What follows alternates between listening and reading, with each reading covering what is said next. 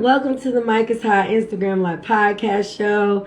I'm about to turn this camera on, get everything going for y'all. I missed y'all. Hope everybody had a blessed week. Y'all know how we do. We got a nice little show for y'all. Hey, Lisa, thanks for joining in. I'm about to bring Michael here in on the camera.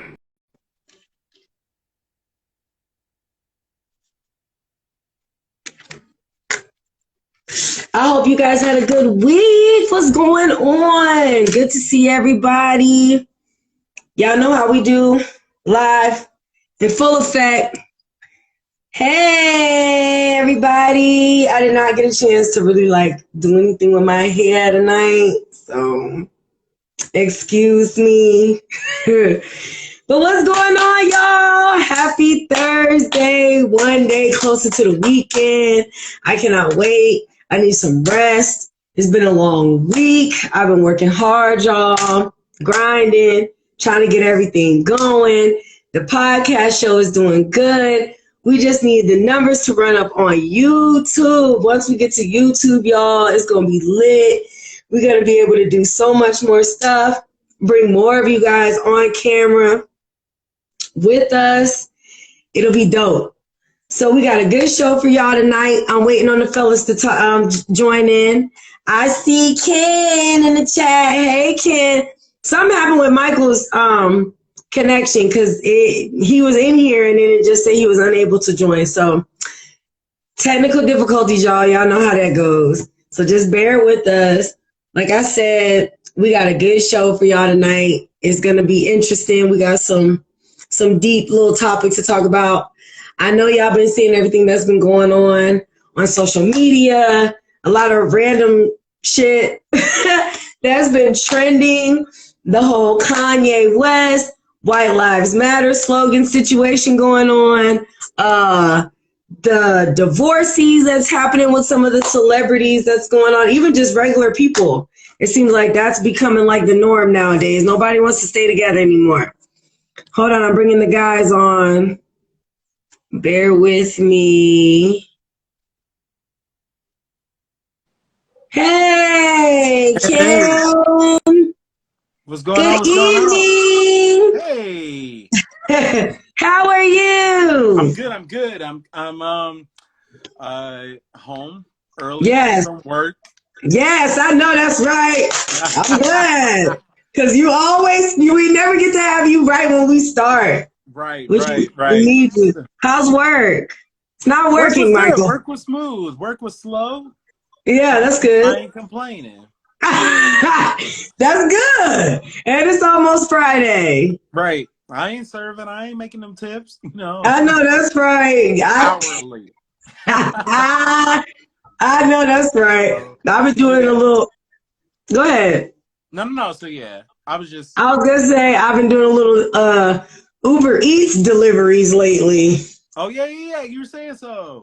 Yeah, that's just. It's cool. I don't mind it. I mean, it's a lot. I think it will eventually do some wear on your car, but it's cool for like a little second something or a little hustle to get some extra money. Or if you need some money like right now, you know what I'm saying? Michael, your shit ain't working, Michael.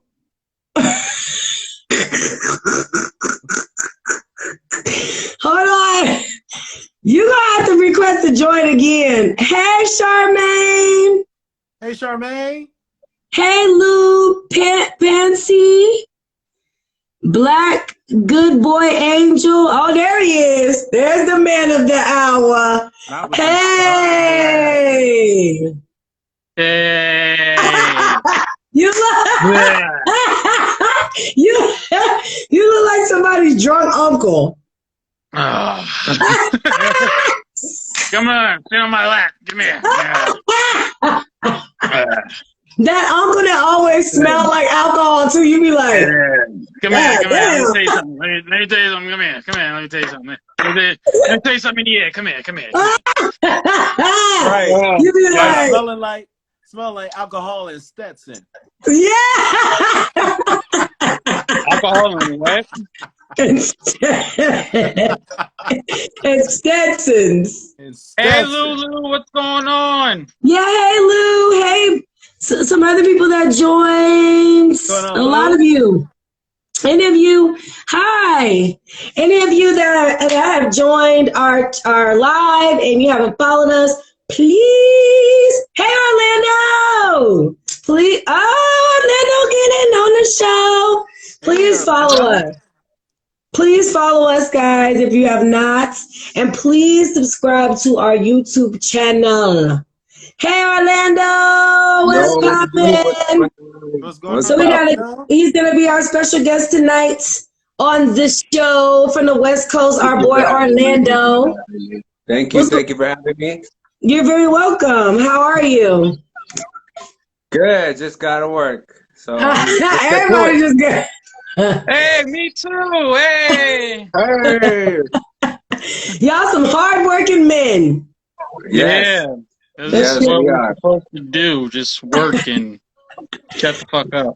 That's it. I mean, what else are you supposed to do? I don't know. Choice. Yeah, like I got a choice. Now we Did you hear gotta make that money. What did Michael say? That'd be nice too, you know. He said, fuck. Am I lying? What is going on, man? I'm not No, lying. Everybody made a face like, well. That was funny. I was gonna say, I dare warn y'all to be like, Mike, come on, man. Like, that's so misogynistic. You shouldn't say things like that. He went to shits tonight. He went all right. Y'all ain't get enough of that over quarantine? I mean, yeah. No, Michael. No, man. All right, I'm sorry. My right hand's overrated, man. I need the real thing. We know. Okay. We can tell. If you notice, like the right wrist is bigger than the left one. This is my strong hand. The strong hand. I'm dead ass weak. No. Don't worry, Michael. You'll be home soon. God, man. It's been since fucking May. What? Oh, God damn it.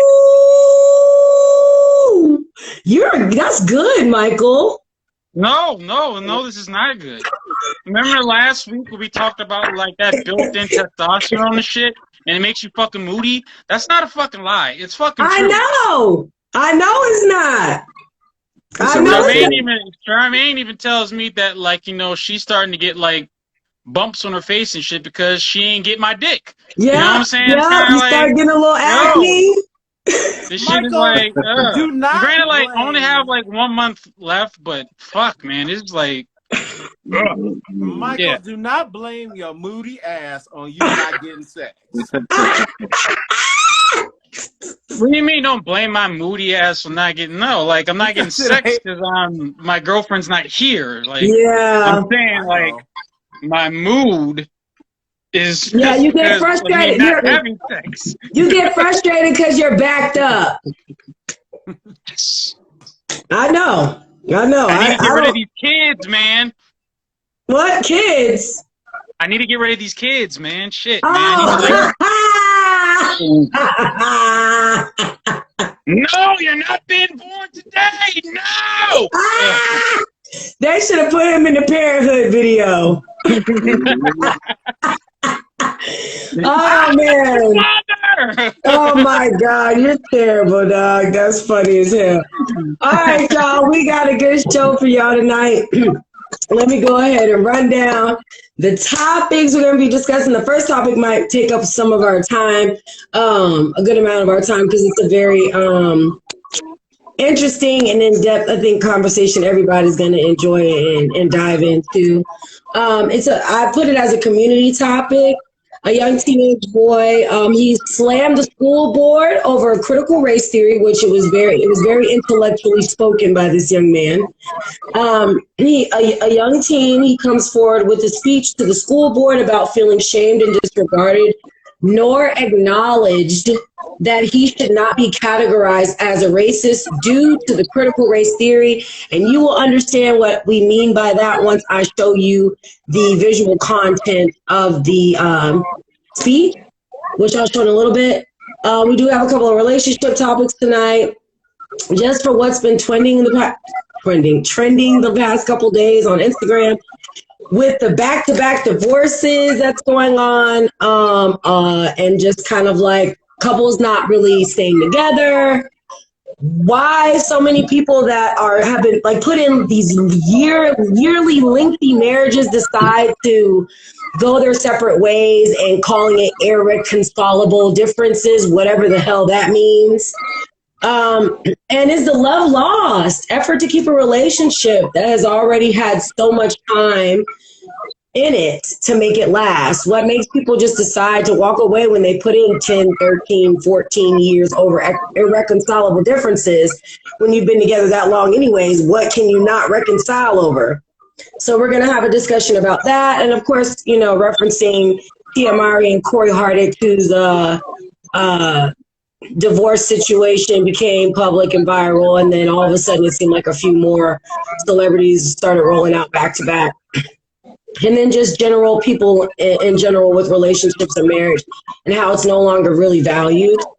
The second part to relationship topics is something that I saw interesting that was actually sent to me from one of our hosts, from Ken, a clip from Daily Wrap-Up Crew. Shout out to Daily Wrap-Up Crew. It was really interesting because it was the clip was basically, they had a segment where they were talking about training your woman, or I put in or man, but they specifically talked about women to effectively be able to communicate with their man. Because it seems that a lot of the times women don't know how to have a desensitized nature when it comes to communicating with their man. They always feel like they have to be, at times, aggressive, maybe not as comforting, maybe not as affectionate when they're communicating with their man, because they feel like they're a man and they can just take it that way. And the same can go for men. Some men don't know how to be empathetic, sympathetic, affectionate, don't know how to comfort you in any type of way with words. So we're just going to talk about having the different types of love languages between the genders and effectively being able to communicate with one another. And then there's a community topic again where this popped up again. We've actually talked about this on our show in the past, where women are being targeted by lace tissues, where it's either making them pass out or go numb, and they're having to be rushed to the hospital, hearts racing. There was another recent incident that's been reoccurring, and now they're trying to label it as maybe possibly an agenda for Black women to be targeted because it only seems to be happening to Black women. So I am going to show up visual content from the Shade Room. Shout out to the Shade Room of another interview where this happened again recently. And then lastly, our celebrity spotlight topic for the night, Kanye's the only reason why I want to talk about this, I know y'all sick of Kanye, because it was trending and it just went viral like crazy. Celebrities started speaking out on it, tweeting on it. The whole fact that Kanye West had a White Lives Matter shirt, Candace Owens, I don't know who else might have been wearing it, but the White Lives Matter slogan, and then the different Lauryn Hill's daughter. Oh yeah, and Lauryn Hill's daughter, that was trending as well. Is there a deeper agenda to the slogan, and what has some people upset with Kanye's logic and what he believes in? And he stated that the Black Lives Matter movement was a scam anyway. So does this take away the initial meaning behind the slogan Black Lives Matter, disregarding the organization? Now, we even did a segment about the Black Lives Matter organization where we talked about how they were embezzling money. So that's completely, in my opinion, it's completely different from an organization doing something that we have no control over than what the initial slogan was supposed to be meant for. So we're going to go ahead and jump right on into it. Our first topic for tonight is the critical race theory, where the young man spoke to the school board over a critical race theory and an issue that he felt plagued him basically and what's going on as far as racism and people being kind of like put in positions to be racist without being racist, if that makes any sense. So I'm going to show the YouTube clip and we'll go ahead and can hardly talk about degenerates without covering this story. I just am so... That's the wrong one. That's the Candace Owens. I'm going to go ahead and bring it down here. And we'll go ahead and get started. Queens, y'all gotta hear this kid talk about critical race theory and why he doesn't see it going too well. Straight to the interview. Hearing the condolences given to other races and leave. You are now in a room full of thinkers. Welcome to Team Think. Inside these schools. Okay, here we go. Like Brittany, what's up, Brittany? A place where promoting activism is actually more important than promoting education. I'll take you back to my first day at RHS this fall. The principal came out and gave us a heartfelt speech about equality and standing together. He began to list countless races, such as Latino, Asian, expressing how much they matter and how important they are. But never once did he mention a race or identity that reflects me, or half the kids that were in the class. No. And I know that a lot of people may watch this and go, "Oh man, you got white privilege," which I personally don't believe in. Oh, you got white privilege, man. You'll be all right. You know what I'm saying? You over here going through this struggle. Us black people, we gotta go through this every day. We gotta go through this. But we still have that mindset as if we're blaming this kid for something that didn't happen to us physically. It happened to our ancestors. But we're treating him today as if he is responsible for what, took place in American history in the past,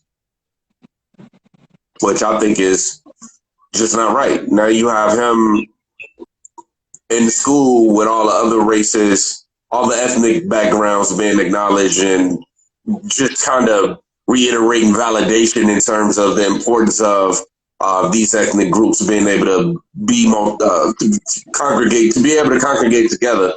And he's saying that, like, he's not seeing nobody, his people, be celebrated in any kind of way, as opposed, if anything, they're just being looked at as the villains and the enemies. Did he mention a race or identity that reflects me, or half the kids that were in the class?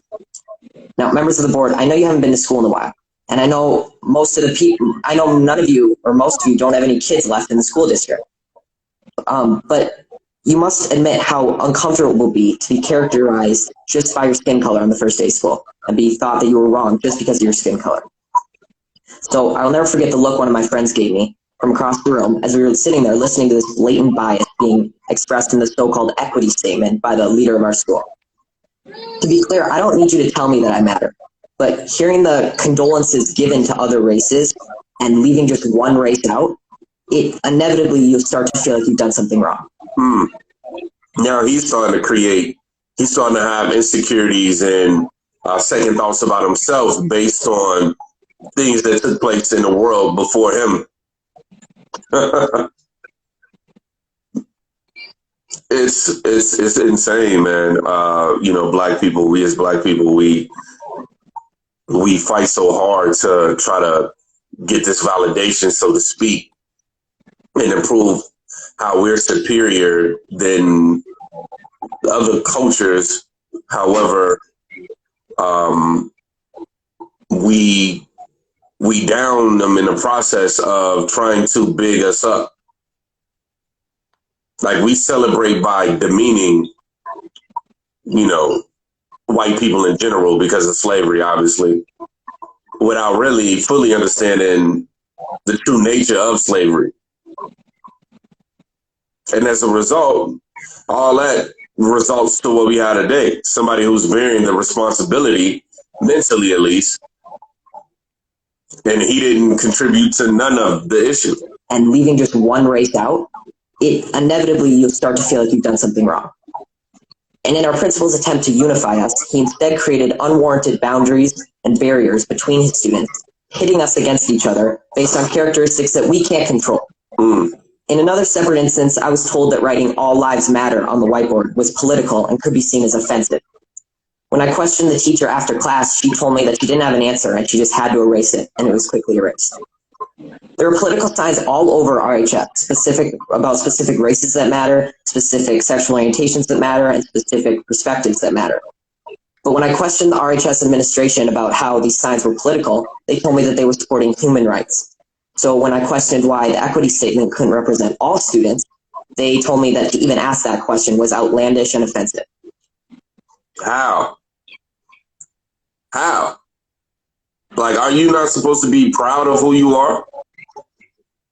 I don't pay the mistakes of my family. Like, whatever they did, that's them.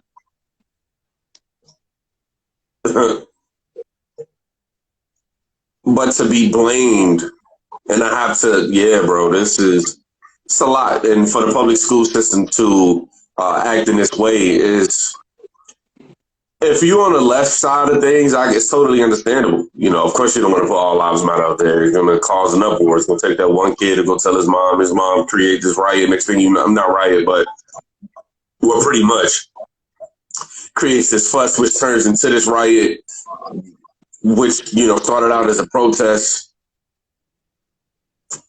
Yeah, but it shouldn't be controversial, especially when you know the history behind Black Lives Matter.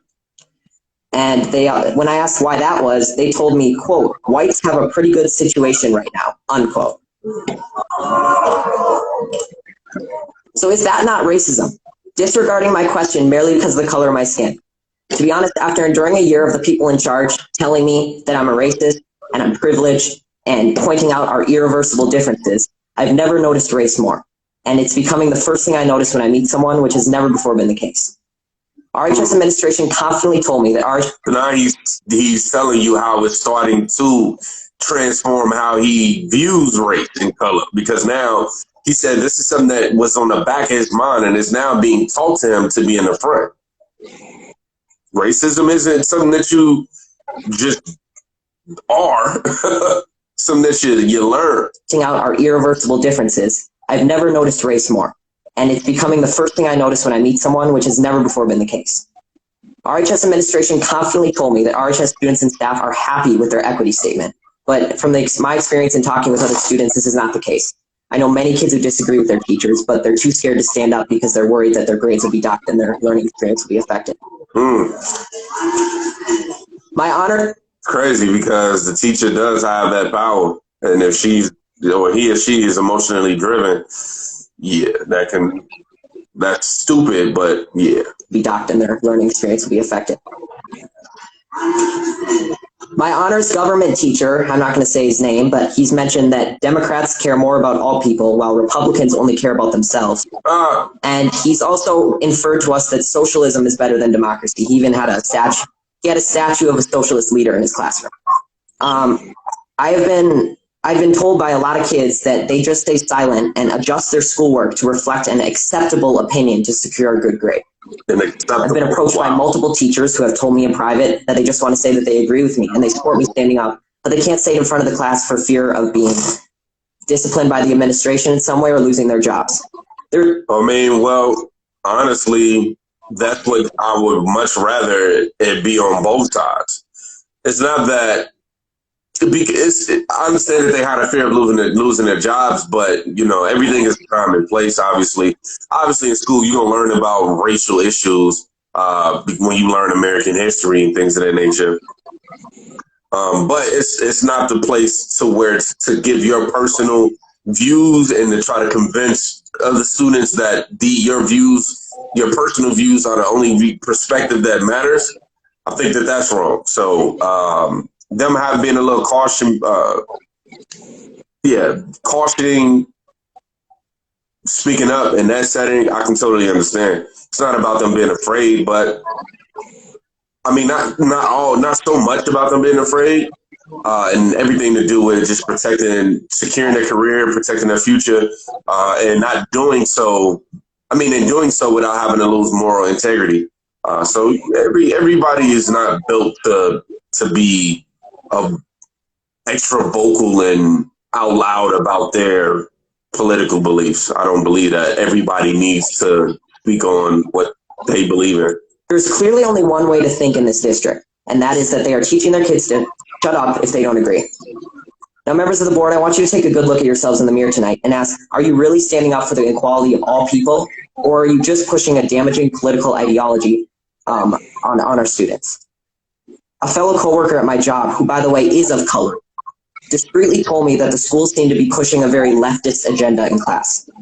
This proves that not everyone is happy with your school, and not everyone who isn't happy is white.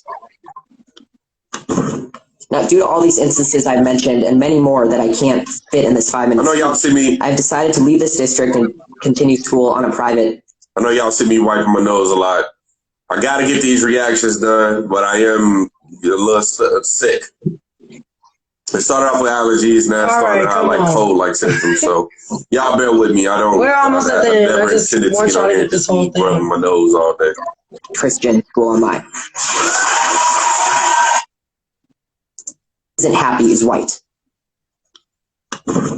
Now, due to all these instances I've mentioned and many more that I can't fit in this 5-minute speech, I've decided to leave this district and continue school on a private Christian school online.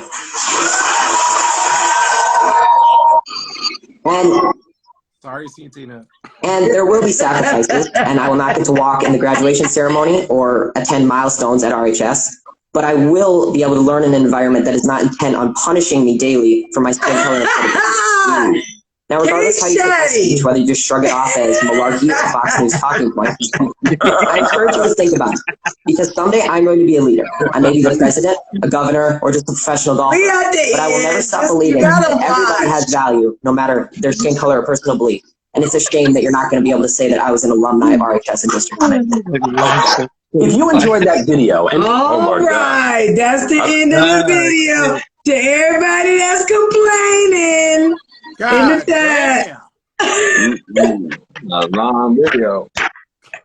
Well, y'all had to see all of it. It wasn't that long. It wasn't that long, y'all. This how you know motherfuckers don't like to sit in class. Yeah. See, now you know who bullies in school and shit. You know what I'm saying? It's like, now we know who ditched class. Yeah. No, little like, white boy gets up and talks in class, kids in the background like, man, hurry up, little nigga.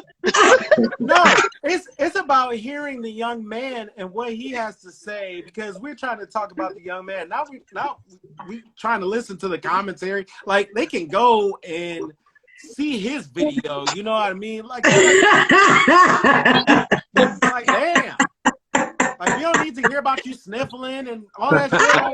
He's all sick up in the video. Hey. All right. So back to these filters is crazy, y'all. Why you got blackface? Yeah, what's up with that? I don't know. That's some spooky shit. Okay, so what did you guys? First of all, he spoke very well. He was very intellectual. These kids these days, I'm telling you, are like way ahead. I just want to get you guys' opinion, and then I'll go last. What did you guys think about what he was saying as far as the critical race theory, and how a lot of people do think that, you know, people of the Caucasian race are kind of privileged and their history is always kind of being put out there, whether it's true or not? Okay, so I'll speak on it. I do believe in this particular situation, I think that this young man was wronged. I think when it comes to critical race theory and is being taught in schools, I think that there are some schools that are failing at teaching it the right way. I agree. Are not addressing the conversations, or it makes them like uncomfortable for having the conversation. So then they have a definitive political view on it, and then they shut everything down. They don't want to necessarily have the conversation. But critical race theory is about having the conversation. It's not meant to be divisive. It's more so about calling it out so we can be aware that these things exist, that these social constructs or unconscious biases exist within our community. We can't necessarily attempt to fix these things if we sweep it under the rug and act like it's not there. Right. No, I agree with you. So that's what I think he was failed in terms of when he had a question, shutting it down.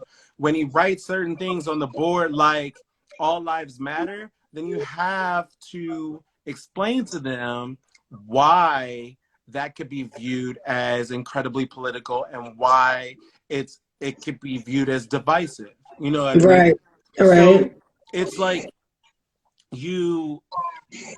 I think he was failed. So because nobody within that administration or that faculty gave him proper answers, he went somewhere and he resigned to where he might be able to get proper answers. Right. I don't fault him for that, but sometimes it can be, I think we've thrown some of these entry-level educators into teaching something that they are not well versed in. And I think that's where they're being failed. Kids will constantly have questions, but they deserve good answers. Being aware, and I wrote it down, being aware of race helps you, again, so you do not commit unconscious biases. I do think that when we see each other, we do see race, but in order for us to be able to not offend, we have to acknowledge and educate ourselves as to what you can say and what you're not supposed to say. You know what I mean? So you don't offend certain people. And I think that is where I think that's where mostly he was failed, you know? I agree with you on that too. I think there was, it seems as though the race situation, the race conversation is brought to his attention. He has questions about it, and his questions are not being answered in a thorough way. It's either being dismissed. Shut up, you don't know nothing. Right. You know what I mean? Like, right. And that's that whole conversation of like when you're in the household and you're asking your parents about certain things. Right. Like, and they're like, boy, go into your room. Because I said so. Right, like right. That doesn't help you learn anything. And if anything, you're trying to go and find out answers elsewhere. You know what I mean? Exactly. And that's usually what happens. So I don't blame the young man for feeling the way that he's felt, because he was failed in terms of education when it came to the answers that he needed to his questions. I agree. I completely agree. I could see how he would feel outcasted, not included. Like the school system was maybe, or this particular school that he was attending is trying to cause a mental segregation effect and make everybody else important and leave their particular race out. It's more about coming together more than anything, rather than dividing each other. People are so focused on, we have to be aware of how we're different in order for us to come together. Right. And I think if we don't focus on those things and how certain things make us different and how society sees us differently, then we can't affect change. We can't try and, because then there's a level if we're constantly saying that those things don't exist. And then there's a level of respecting one another because of the differences. So when there's a level of respect, then there's a level of getting along. That's the same thing with men and women. If there is one day a point where we actually take the time to understand that we're different for a reason, and that's okay, but we just need to understand each other's differences and respect it, then maybe there wouldn't be so many divorces, maybe there wouldn't be so many people just giving up on their relationship so quickly just because they have a little argument or whatever the case may be. Communication might be better. But in his and case... I'll say one more thing. Because last week, what happened was we saw this forum with men and women and them actually speak openly about certain situations that made them different, right? And Ayala Van Zandt called it out. You know what I mean? Oh, yeah, we did, yeah. That is what is supposed to happen in terms of critical race theory. This young man was faulted for the thoughts that he had. Right. And when you're faulted for what is coming organically and being told that you're wrong, you're going to rebel against that. And I think that was the main problem. I agree with that too. That's definitely, that was very shown in that. When so we'll go to you, Michael, on your thoughts and opinions on that. And of course, you guys in the chat can always chime in and we'll read your comments. Yeah, and I mean, pretty much what everything Kent just said, like, I agree with 100%. It's kind of like, how do you expect people to learn about what you're trying to teach them if you can't teach them? you know, or how do you like expect someone to learn something about you if like you automatically view them as an enemy, or if like, you know, they ask a simple question, is like, that's just how it is. You know what? Since you don't get it, you're just racist. It's like, what are you going to expect this little boy to grow up and be? He's going to be like, all right, well, like, shit, I did my best. I tried to understand these motherfuckers. Well, and then I got called a racist. Well, fuck these niggas. That's what he's going to say. That's what I was going to say. Like, eventually it would associate a negative connotation, because every time you ask these questions or every time you're put in the position to be around these type of people, they're always giving you a negative energy anyway. So you are going to eventually develop some type of negative perspective on it. That's just, I mean... No, I agree, and like I think that like that's one of the issues that like black people have. It's kind of like, you know, instead of like, you know, we need to do our job. You know, if we want people to understand us so fucking much, I think we need to do our job.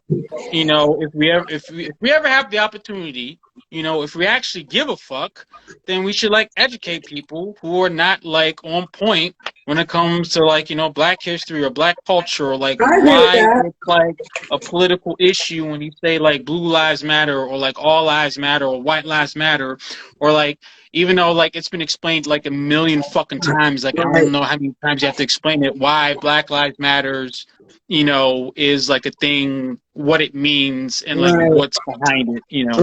But you know, but if you don't give a fuck, then it's like, you know, that's what I was gonna say. You gotta be open-minded. You're part of the problem, right? But you gotta be open-minded if you. Yeah, or if you just view like every white person that you see is like racist, or like, oh well, he don't give a fuck about me because, you know, he's white, then it's like you're a part of the fucking problem. I think like that's why we're not. That's you know, this is why certain groups like the Jews, they're able to get ahead in life and do shit, and why unfortunately black people in some aspects where we don't come together, we're behind. Well, I think there's always been an agenda for us to not come together and for us not to get ahead, and not to blame it all on white people, because at some point niggas was allowed to read, niggas was allowed to go and look up their own shit and look up their own history and things that were hidden from you in a book. Because at a certain point in time, black people could not read. But now that you are capable of reading, because a lot of our own history, a lot of black people don't even know. So you have to take the time you got to also have to take the time to unlearn your own ignorance. Well, we were held behind, though, in terms of when it comes that's what I'm saying. That's what I'm saying. Right. When it comes to learning how to read and things of that nature, we were already set back. That's what I'm saying. Now imagine if you always had the opportunity to read and know where you came from and things like that. But now I'm saying it's no excuse. Now you have the capability to go if you don't know certain things about your own history, because there's a lot of stuff about history about Black people that I recently, maybe like last year or a year or two, learned about that I had no clue about. So and you don't stop learning. Right. I was just about to say that. You're not automatically going to learn everything all at once. And no. And it's not, it doesn't mean that like because I'm Black that I know everything about my people. Right. I know based off of my own experience, and then be able to share our experiences and gain more knowledge. I get that. And that's what's supposed to happen, is we're supposed to be able to exchange experiences and gain more knowledge. That's what's, I mean, that's camaraderie. That's what we're supposed to do. The problem is when we start to cut off and say, you're different, so your experience is much different than mine, so it doesn't matter on those things. You know what I mean? And I think that's the main problem.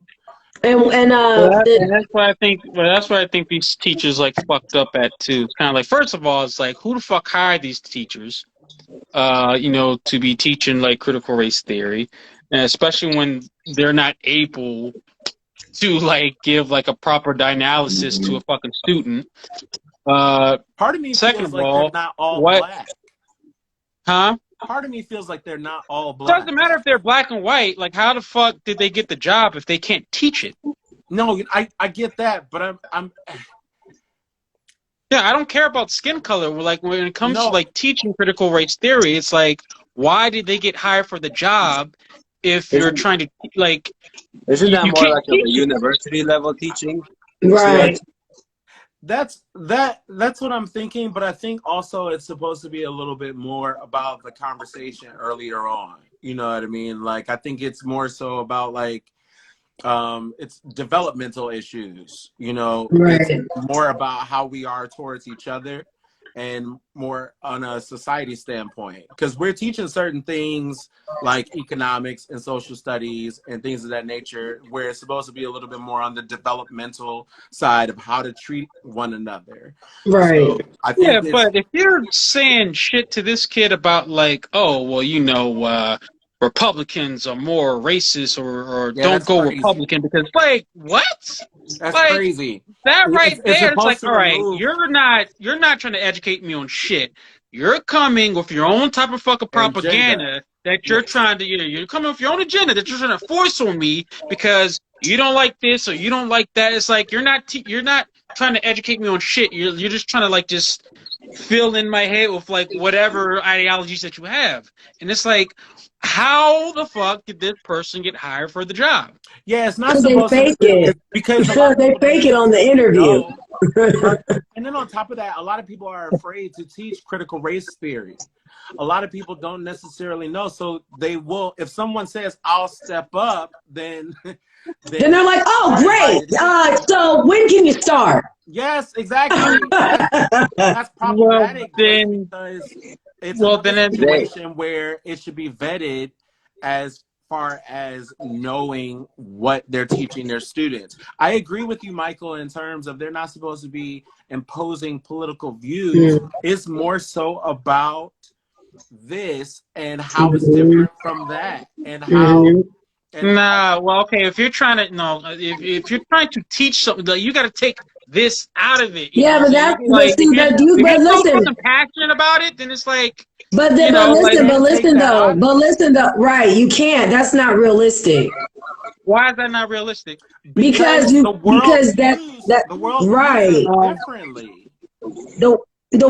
When you skin color is always gonna always be a factor. It's even when it comes to like educating someone about our history. And the reason why, in my opinion, you don't have to agree.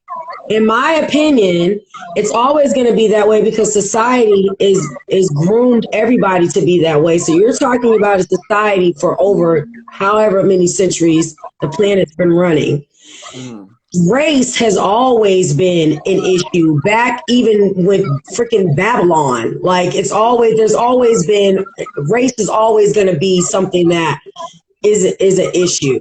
And I think it would take a lot of change mentally with people to change that whole dynamic initially anyway. For us Because to not sit to see there, this. right, to sit there and say, "Oh, I don't see color," that's not.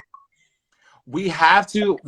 I'm not saying you. I don't. I'm not saying No, someone no, should be no. like, I'm oh, I not. don't see Listen. I'm not color. personally But saying that you That you are. I'm are. just putting that in the conversation. And what I'm saying yeah, is that we have to address again. We have to address how we're different in order to exact change. Right, right.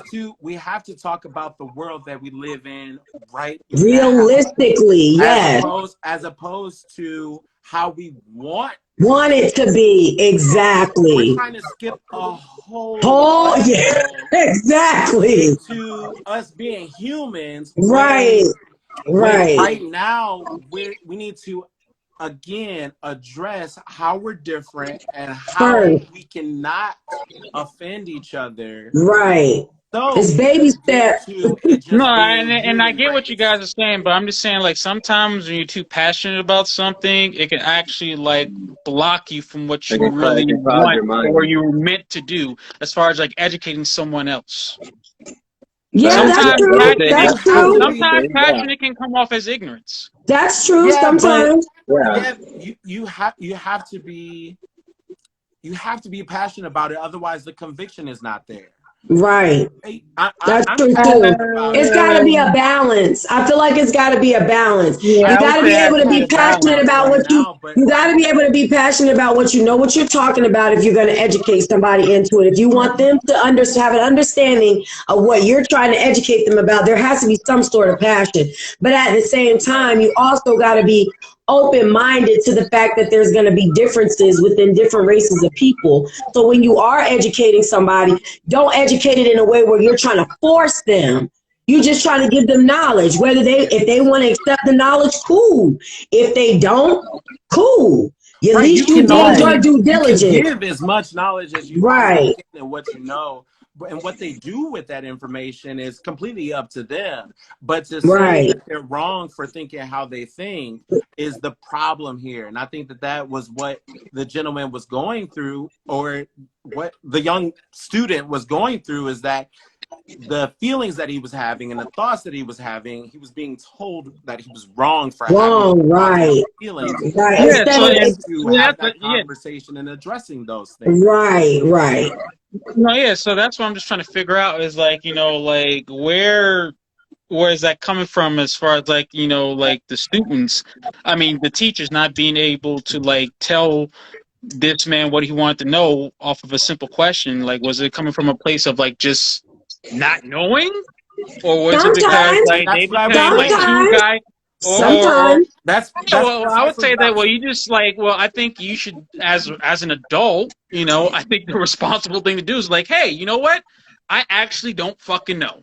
There's That's nothing wrong with just saying I don't know. yeah, but yeah, A lot of that teachers are sounds not owning up beautiful, to that. A Michael. lot of It sounds educators great, will not do but that. And you No, but being, that's the problem, I though. I mean, know. Like that people is are the too problem. That is fucking the problem. But petrified just to say like I don't know. yeah, that's the. But It's more how many? so about Let's go to this though. How many adults really like to admit they're wrong? not many. Not many. Not many. I admit when I'm wrong. I know. Okay, Oh, Okay, well, it going you takes off a know, my lot to anecdotal get there. experiences, right? you You're one know. out of them. You're one out of how many people? It takes a Yeah, but it's lot to like, get well, there. who has? Okay, well, I mean, you're laughing about it, but who has the statistics on that? Like, we don't know. We don't know what. As far as like who's like willing to admit that they don't know something, or who's Yo, gonna, come on now. Let's like realistically. We're talking How from many personal. like let's be I like for think real, I for think we real, need to for real, for real. differentiate, because we don't always need to have statistics. We can go off of our own personal experience, Right. Let's right? be for fuck the statistics and numbers and all, because sometimes that stuff isn't right.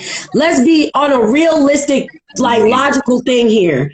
Right. How many adults, like, come on, wholeheartedly in your soul, how many adults do you know besides yourself that are openly willing before maybe you got to get a couple of pulls out of there for them to say, okay, all right, yeah, I don't know. I'm wrong. I don't know. I'm no, not, it's not too many. Not only that, no, actually, no, Christina. Not I only that, personally know a Christina. lot of people who are like that. Not So only that, Yeah, me Christina. too. How many people are willing to do that with a 16-year-old? Right.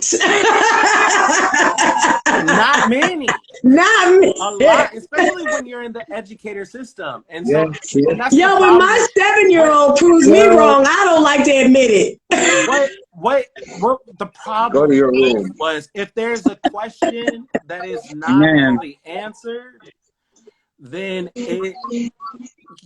what he deserved was, you know what, Brad, I get exactly where you're coming from, and let's put a pin in this conversation, and I'll get back to you on that. Right, that's how it should have been handled. Yeah.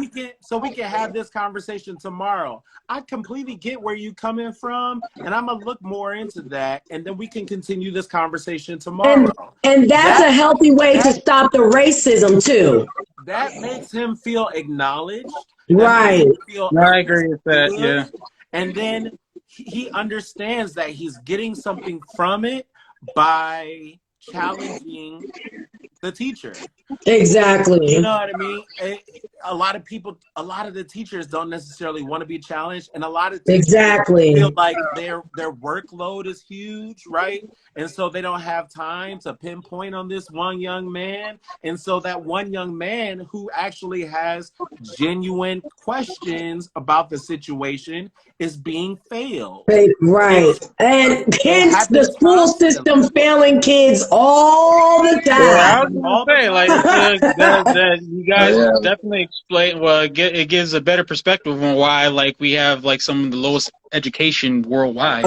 Yeah. A lot of people are not. Well, so think about this. A lot of people are not raising their hands and saying that I am ready to teach teenagers. Hell no. You know what I mean? So you have, especially in today's time, you have people who are willing to go into the fire of dealing with unruly teenagers. Yes, right? Yes. And a lot of the time, those people are just brave. You know what I mean? Like, they're not fully smart, but sometimes, not to say that, they need a stack. They're all dumb, right? I'm not saying that. But what I'm saying is the ratio a lot of the time, and then when we see certain things on social media of how kids are unruly, the teenagers are fighting back, fighting the teachers, like snatching wigs. They're picking from slim pickings when it comes to teaching critical race theory. And then we'll get your opinion too, Orlando, and then we'll move on. We gotta move on. Sorry. Yeah, we gotta go. I knew it was gonna take up a good amount, but that was a refreshing topic. So go ahead, Orlando. Real quick. Like, I remember growing up in the 90s and up into the 2000s, going to school and learning about history and remembering like there was like really short stuff about African American Black history. Exactly. Like almost like a paragraph. Me too. Slavery, I remember reading about in the textbooks when I was growing up. So then when I got older, I got to learn for myself, hey, it's more than just a paragraph, what is slavery, and the Jim Crow era and what happened to Native Americans. But I also remember at the same time that there was a heavy influence of Black empowerment, brown empowerment around like maybe the 90s to the 2000s. Oh, yeah. And I remember they pushing like the white man is the devil kind of mentality, like kind of thing. I remember they were saying, black is powerful and brown is powerful, and remember what white people did, and they are the enemy. And I remember for a good 10 years of my adult life, I was like, do not trust anybody white. Like, telling younger people, don't trust whitey. Like, I remember saying that words. Right, no, for real though.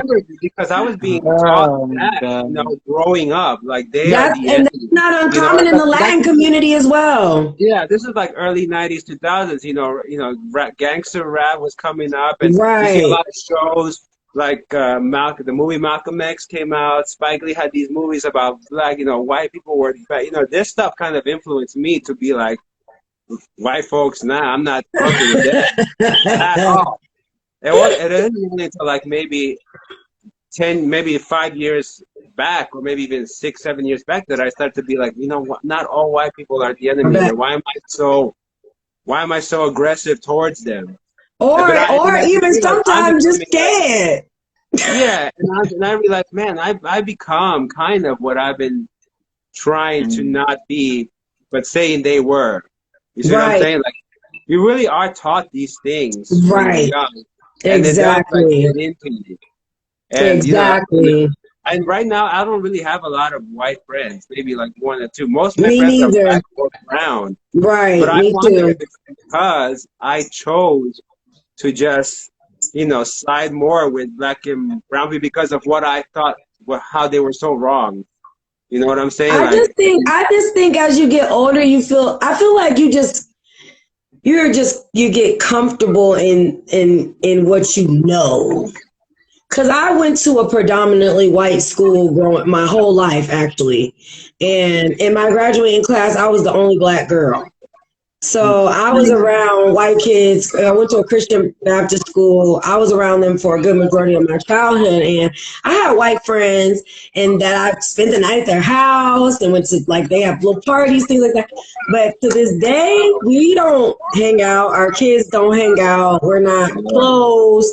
Now, we might communicate on social media, but I actually had a girlfriend of mine who was a white girlfriend of mine who I thought we were really close back in the day, and she kind of sideswiped me one time when I wanted to hang out with me and her and our kids. I was trying to rekindle our friendship, and she blew me off. I don't know if it's because maybe she doesn't hang out with too many black people. She never hung out with too many black people back then. So I don't know. I just think sometimes at a certain point, you just get comfortable being around a certain group of people. But I do remember at one time I took her to the club, and it was a club full of mainly black people, and she did not feel comfortable. Yeah, I mean, so, I guess, yeah. It's she didn't feel comfortable. She wasn't mean or anything, but she did specifically say, like, am I going to be the only white girl here? I kind of feel a little uncomfortable. So, I mean. Yeah, that's crazy. Yeah, it happens. So, but good perspectives, you guys. Great thoughts on that. And y'all in the chat, you guys dropped some good lines in here. All hail King Chatty said, it's a lot of parents who don't follow up and kind of give kids the extra help they may need after school hours. Some parents just expect teachers to just do it all, but sometimes it's teamwork. I agree with that 100%. Very well said. And for the rest of you guys in the chat, thank you for your comments on that. We're going to move to the next topic here, which is our relationship topic. I know you guys have been seeing trending the past couple of days. Tia Mowry and her husband, Corey Hardick, have recently filed, well, she filed for divorce. Also, I just wanted to drop a couple of other celebrities that really, they fell back to back with each other. It was Tom Brady and Giselle, Miguel and his wife. I think Tom Brady and Giselle, I think they've been married for over 10 years. I know Tia and Corey Hardick were married for 13 and 14. Miguel and his wife, I think, only been married for like 2 to 3 years. There was a reality star show, Love is Blind or something, couple that got married on the show, and now they're getting divorced. That I'm not really surprised about. But, right. And then there was some other people talking about just basically what's been trending a lot about people not valuing marriage anymore and the whole legalities of getting married, like when you go and sign a marriage certificate. Some people are starting to develop this whole notion of spiritual marriage, where you don't do things through the government. You just kind of like are together. You might have a ceremony or whatever, but you don't do the whole certificate thing. And now we share everything, and everything's joined through, you know, legal situations. So with that being said, basically my question was, where's the love? And why does it seem that, like, marriages that have been over 10 years or plus, powering off, it seems that they tend to either, sorry, that was my Bluetooth, y'all. Stranger Things, no, it was my Bluetooth. It seems like people aren't fighting for their marriages anymore. And what makes you decide to go ahead and end your marriage after you've already put in 10 to 14 to 15 to 20 years, even 2 to 3 years? What do you guys think just makes, and then with the whole Tia Mowry and Corey Hardwick thing, they've been married for forever. I did not see that coming. I mean, I'm not really surprised, but I didn't really see that whole situation coming. But just the whole rhetoric of just valuing marriage and what you guys' opinion is on it and why it's changing in this day and age, in the modern age. No, I don't think it's changing. I think like as far as like the divorce rate in America, that's been like high. I don't know like who has the numbers as far as like, you know, different ethnic groups, but like that's always been like a thing. But you know, just because you're in love with someone doesn't necessarily mean it's going to work. I get that, but I mean, like, well, they say the divorce rates are actually higher. I mean, I don't know about back in the days, like the 60s or the 70s or the 80s, if marriage rates were more higher, divorce rates and single parent homes. I know single parent homes is way more now. It's a lot of various reasons as to why it doesn't necessarily work. It's hard to pinpoint it on one thing. I think one of the main things is a lot of the times people are not the same people at the end of the marriage as they are when they enter into the marriage. So I think sometimes in a marriage you have to grow together. Right. I was just gonna say, you think it's a growth thing? It's a growth thing. You can't grow separately. What's the point of marriage, right? Right. The word marriage means to, you know, unified with one, as one. One, you know what I mean? So it's like you have to, when you enter into the situation, you have to support one another constantly. You have to breed their growth just as well as it has to be synonymous with each other. It has to be reciprocated. If someone is constantly feeding into another person and not getting or reciprocating anything like that, then they're going to feel slighted a lot of the time. Right. And you can't always feel as though, like if I'm in a marriage, they got their own, I got my own. You know what I mean? Like you have to grow together. Otherwise, it won't work. I have a question on that. I agree with you on that. Do you think after you've been with somebody for like, oh my God, I can't even imagine being married to somebody for 10 years, like the same person. Like, I just try to figure out if you put up with that person for 10, 14, whatever, over 5 years, how do you even think about just throwing the towel in? You've already put in over a decade. I'm just trying to, It's putting your happiness over being miserable. So a lot of the time, you don't want to constantly fake the funk. No matter when it happens, there's a reason why certain people last 40 and 50 years. Why do you think that is, Ken? A lot of the time it's because they're being selfless. They believe in the institution of marriage. Once they set their vows, there's no going back. They actually like wholeheartedly took in they said on their word, basically. I think a lot of the time we believe in divorce to like so much more than marriage. Right. That's what I'm saying. There's more value in that. But I think a lot of the time people jump into marriages with a person that they're not supposed to be in with. You know, so like it's hard. The person that you married at the beginning of the relationship at year 14 is a possibility that might not be the same person. That's why you have to watch their growth and feed their growth and understand who they are, because once you start to separate and realize that you're in a marriage with someone that you have no idea who this person you're in a marriage with, then you want to be separate from that person. That's true. So do you think that people should wait later to get married? Wait, what do you mean wait later? Like age and age. No, that's not going to help. You don't think so? Like, you don't think people get stuck in a certain type of way as they get older? Like, certain things just kind of aren't as big of a deal or would be as detrimental to a marriage if you're a little bit older than when, like, you're younger and you're growing and you're going through these changes and these different steps. And I mean, I'm just asking. I think it's a sense of understanding that this person is ready to move in this next phase with you. A lot of the time you don't want to do that too early or too young. Mm-hmm.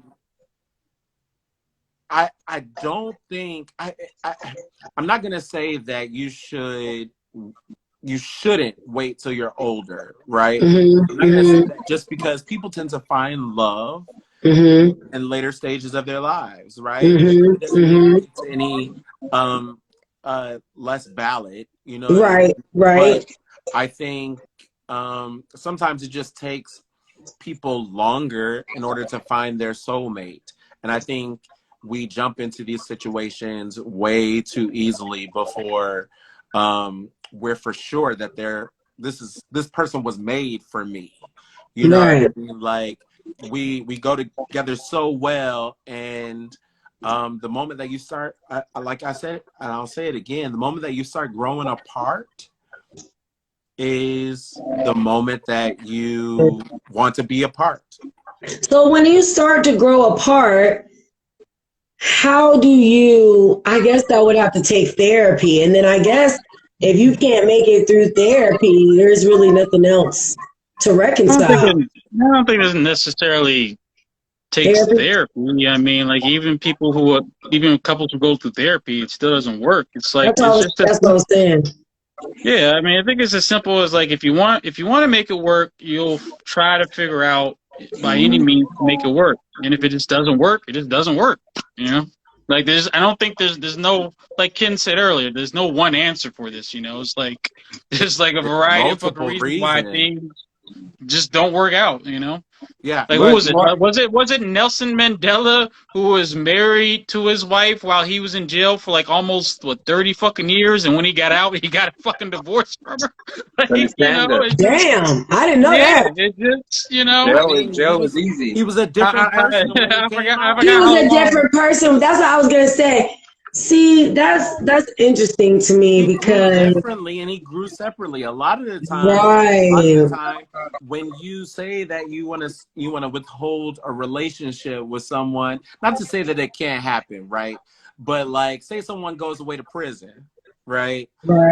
And you're married to them. It's hard to try and solidify that and keep true to that for years and years at a time. And they're growing, you're over here doing your own thing, and then to constantly be visiting them ever so often. You know what I mean? Like it takes, not to say that it can't be done. It takes like very strong willpower. You know, I can see the prison thing because you're physically separated, but when you're actually still in the same household and still in the same environment, same friends, family, got kids together, I just think it's sad to me. It's kind of sad it's sad, you know. But that's when you, if no one in the marriage is helping the other to be able to reconcile the way that they feel about the marriage that they're in, it makes you feel like it's irreconcilable differences, right? Because I was trying to figure out what that really meant. You cannot come to terms with. It's just something that you cannot like. And you probably already tried. And that's why it's irreconcilable, because you've pretty much exhausted all your options. We went through the same thing when we were talking about Megan Good and Devin Franklin. Yeah. there's a moment or there's a time when you feel like this just ain't working. You know what I mean? But it's happening more now, right? Like they're saying that more divorces are happening more now than ever before. Mm-hmm. So what are they thinking now? What are they thinking now different than back then? They're saying, you know, I'm not going to put up with this anymore, more now than back then. So what's the difference now? I think it has a lot to do with women being like this whole movement of being independent and I can do everything on my own and I don't really have to be happy or need my man anymore. I feel like that's why they're not really fighting for their marriage as much as they used to. I just think the rhetoric is being pushed differently. I don't think it's always solely just on the woman to file for the divorce. I think but they're the ones that are always filing the divorce for the majority. Not always. Not always. I mean, for the majority, it's the women that file for the divorce.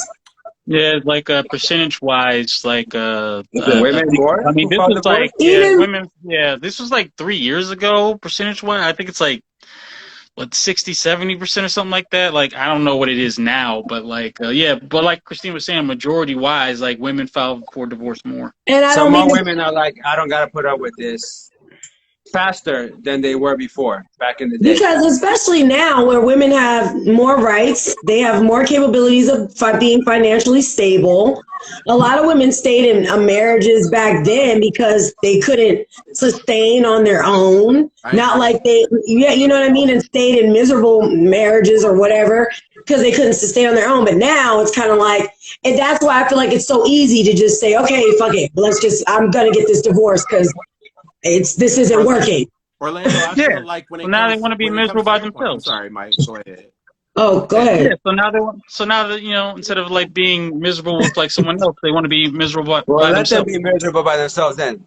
But Orlando, in terms of your question, back then there were women who were staying with their husbands while their husbands were going out and having kids across the street. Oh, Papa was a Rolling Stone. You know what I mean? Like it back then it was more they believed in the institution instead of regardless, no matter what they did, you know? Right. Now women are, I agree, when it comes to if a man was to go out and have a love child today. Oh shit! He might get Lorena Bobbitt.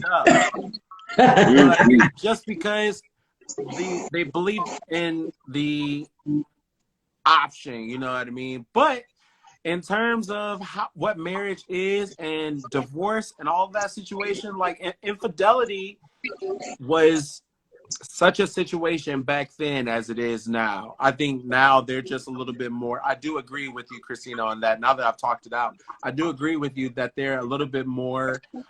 They care about their own well-being and their own mental health now, more than they did back in the past. Because there are a lot of housewives who committed suicide. Yeah. Oh my God. Yeah. You know, like who ran away with their and the kids. Who like all of those things. It became incredibly toxic. Right. But now today, not to say that it isn't any less toxic now, but I'm saying there's more cases now as far as separating. Exactly. So, all right. Well, good perspectives on that. You guys are going to move right along because we've only got a few more topics here. Second part to relationship topics, we're going to run through this one really quickly. Training your woman or man to effectively communicate with one another. We have different types of love languages between the genders. I want to show you guys this clip from Daily Wrap-Up Crew. Shout out to Daily Wrap-Up Crew. Hopefully you guys will tune in to us one day. I just want to get you guys' perspective after watching this clip. So give me 1 second. Daily Wrap-Up Crew. Hey, shout out to Ace the Goat, Eli, and podcast. I think his name is Jew. So shout out to y'all, Daily Wrap-Up Crew. Let me go ahead and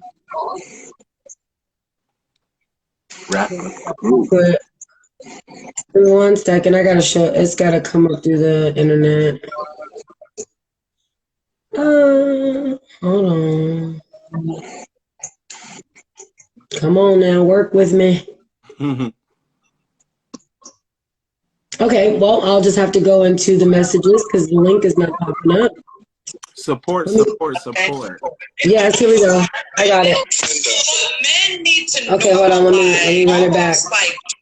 All right, y'all ready?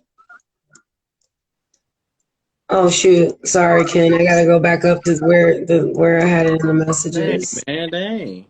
All right, sorry. I will say though, I feel like we need to normalize, and I don't want to offend no women when I say this. Offend them. But men need to normalize, almost like training your woman. You know, a lot of women have, you know, we've been self-sufficient, independent, so we're used to a certain, you know, paradigm. Sometimes you have to be patient enough to be like, no, talk to me like this. I'm your man, and you can't just be like giving up on your woman after this argument. Sometimes it's gonna take 15 arguments for her to realize, okay, this is how I talk to my man. Because I wasn't ready for that.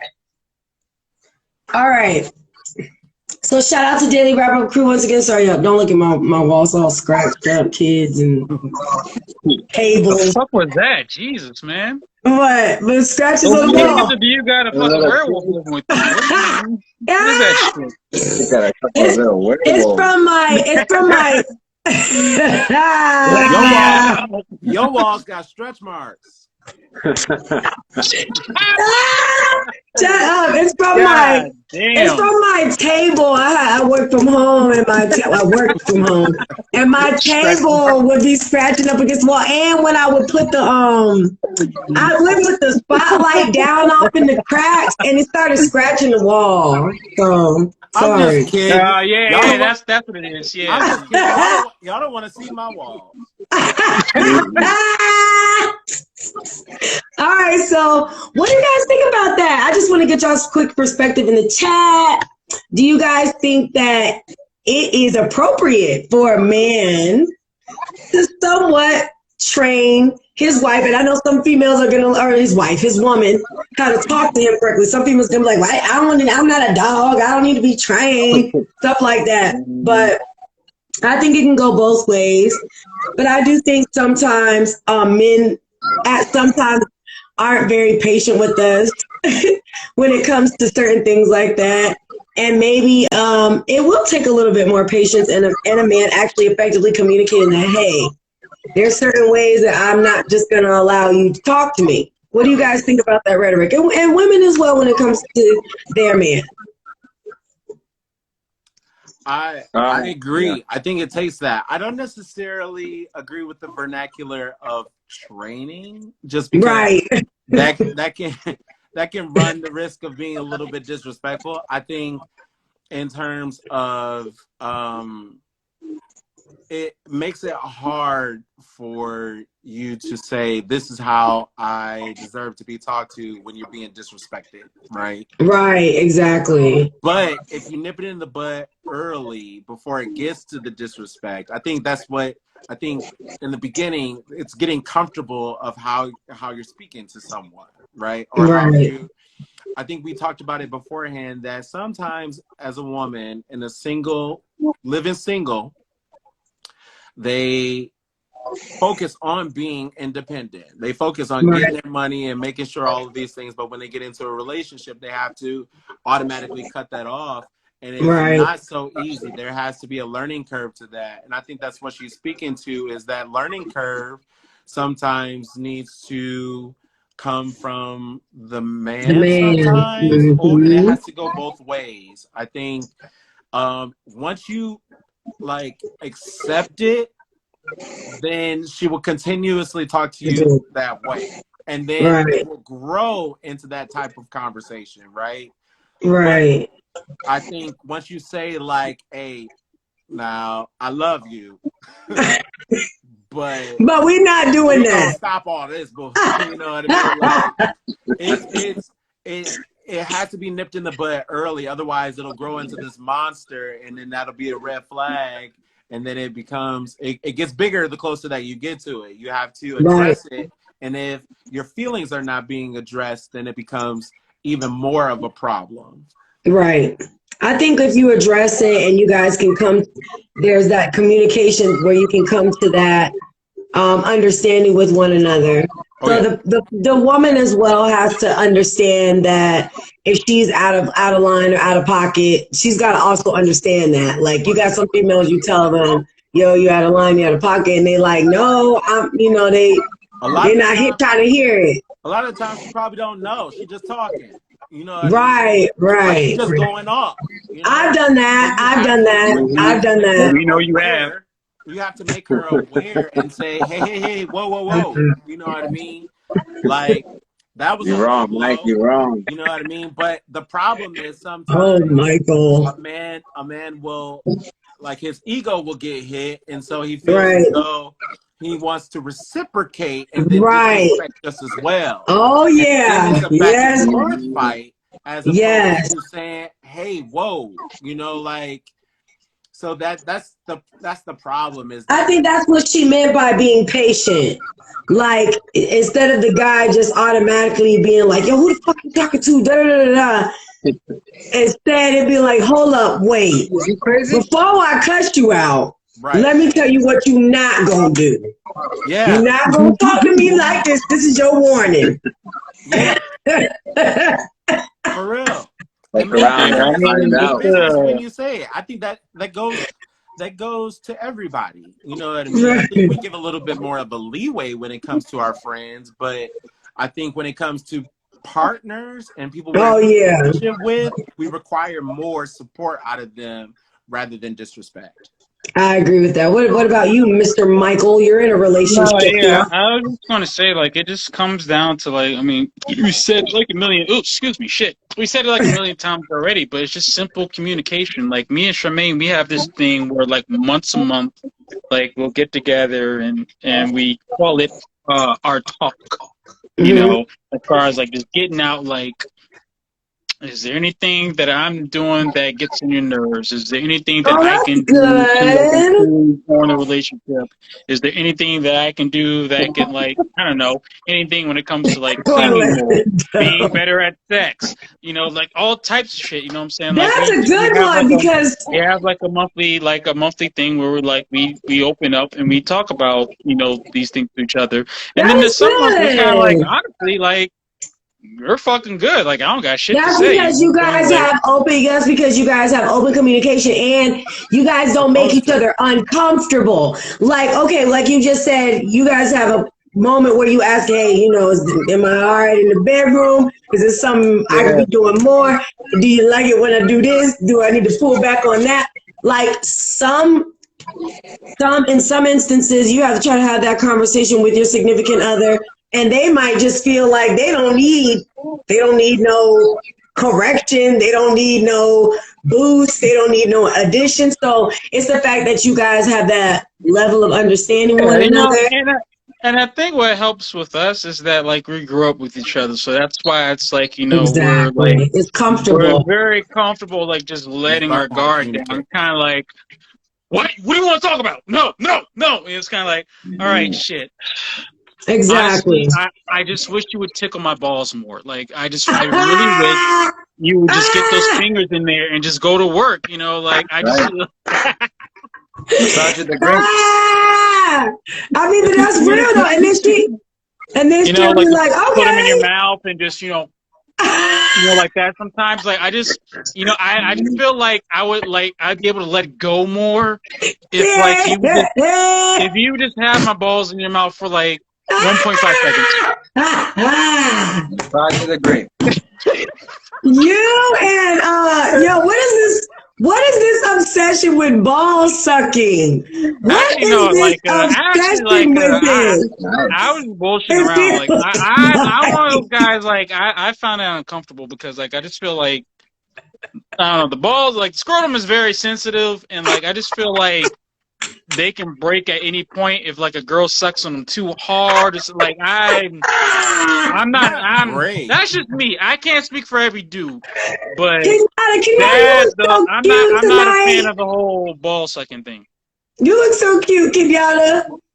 You got a filter on.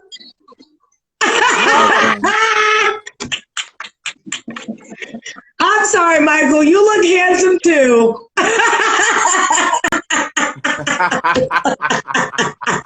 I'm just playing. Thank you. I was waiting for you to say something. You too, Orlando. You too. Thank you, Orlando. I was just gonna say, Kenyatta, what do you think about the ball sucking thing? How did we get here? Hey, why you? Hey, we jumping on topic, man. I forgot. What's the topic? What are we talking about now? Actually, no. I am curious, Ken. When it comes to a man sucking your balls, Michael said I am. I mean, I'm gonna bring it back, Orlando. I'm gonna bring it back. Everything on the body is for pleasure. Yes, yes. Everything. That's a good general statement. Neck, head, shoulders, knees, and toes. Knees and toes. And ankles too. No, but just to bring back, I'm sorry, we just you know how we do on this show. We always got to clown a little bit. They don't have a girl. Barrett. We know how delicate they are, so we know. We know what balls feel like, so we ain't trying to I will have to say, I have never had that. I've never had that issue. I've never been told that I was rough. I know how to be delicate because I mean it's your ball. You should be delicate. Yes. Yeah. Why would I squeeze the fuck out of your balls? If I kick your balls, you're gonna curl into a fucking roly poly. So clearly the balls are delicate. Christina, you expect me to believe that you know how to suck balls when you openly admitted that you don't even like sucking dick? Nope, don't believe you. Just because you don't have to believe me. You don't have to believe me. Somebody in this chat will, but you ain't gotta believe it. Who want to confess right now? Who is it? I tell you this. It's easier to put grapes in your mouth rather than a whole cucumber. Hello. I will let me just be quiet. Let me just be quiet before I get nasty on the show, Michael. Sorry. It's gonna be a whole nother show. You brought up the balls. Actually, I did. Oh, no way, I did bring up the balls. You brought up the balls. I know. Trust me. I know how to do. I know how to do my thing when it's time to do my thing. Even when it comes to sucking dick, I just don't like doing it because I know niggas be out here sticking their dick everywhere. Well, women stick their vaginas everywhere, even on like little 10-year-old boys. So you know. I mean, come on, dog. Come on, dog. You know what I'm talking about. We saw that video. But that's why but that's why they say if you Google it, that's why they say most of the time men are the carriers of STDs, and a lot of times they don't have symptoms, and then they spread it because they be out here doing they raw Disney, they raw diggity, whatever. And a lot of the times they don't even know they have something, and then they spread it. I'm serious. Look at Google it. I've researched this stuff. And then sometimes guys don't recognize they have an STD unless it's something bad, or they've had it for so long that they're starting to see symptoms. So that's why because a dick is an outside thing. You can put your dick anywhere. So I just feel like, how many more mouths has that dick been in? Every time I suck a dick, I think about that. I mean, you do know that like STD symptoms can show up on like the lips of a vagina as well. So No. I know that. I'm just saying. I'm dead ass. Like, this is facts. If you want to research it and you don't believe me, you can research it. But it says that men are typically the carriers of STDs and spread it because they don't always get symptoms as quickly as women because the vagina is so sensitive. That I'm telling you, I researched the shit, like real nigga shit, like sexology type shit, and I was actually surprised by that. It made a lot of sense because there's some guys that will spread STDs to a few girls and don't know they have it until the girl says, "Yo, I caught something." Then they go get checked and they do have it, but they didn't have no symptoms. Right. So that's all. That's all I'm saying. But no, yeah, vaginas can get it's all. Everybody can get it. All genitalia. All right. But anyways, don't worry about what I do when I do what I do. I just ain't one of these types that I'm just never been a girl that's like, oh, there's some girls that are like, I love sucking dick. I'd rather suck a dick than have somebody fuck me. I'd rather suck a dick. Like, I'm just not. I rather bump show up where I can hide it than bump show up on my fucking mouth. I'm sorry. I'm gonna be real. Orlando, how do you feel about women training? Well, yeah, Orlando. I totally forgot about we were talking about that. I know. Yeah, that happens on the show a lot. Sorry about that. Yeah, we have our little intermediate segments. I said the mic is definitely hot tonight. That's how we do, Orlando. Okay, no, but we do want to get his perspective really quick on training your woman to effectively communicate with you, or man. Yeah, no, I mean, whatever. I could use the word train or teach. I mean, I don't know if I find it too offensive, but yeah, you gotta I like to say before I correct whatever is gonna happen. I like to say, baby, I love you, I respect you, but you keep fucking around, you're gonna find out. You're gonna find out. As long as you say those words first, then you can say whatever you want. I like that. That's smooth, though. Baby, I love you. I respect you. But is you crazy right now? That's how you need to say it, in my opinion. And that's all I fuck with that.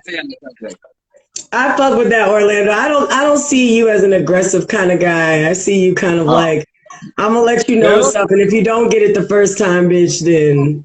But I feel like because he's not aggressive, I feel like some women may take advantage of that, right? So like some women take advantage of men who are not aggressive to try and poke the bear kind of because they want to see if you can get aggressive or and then when you do you want to see me get aggressive, I've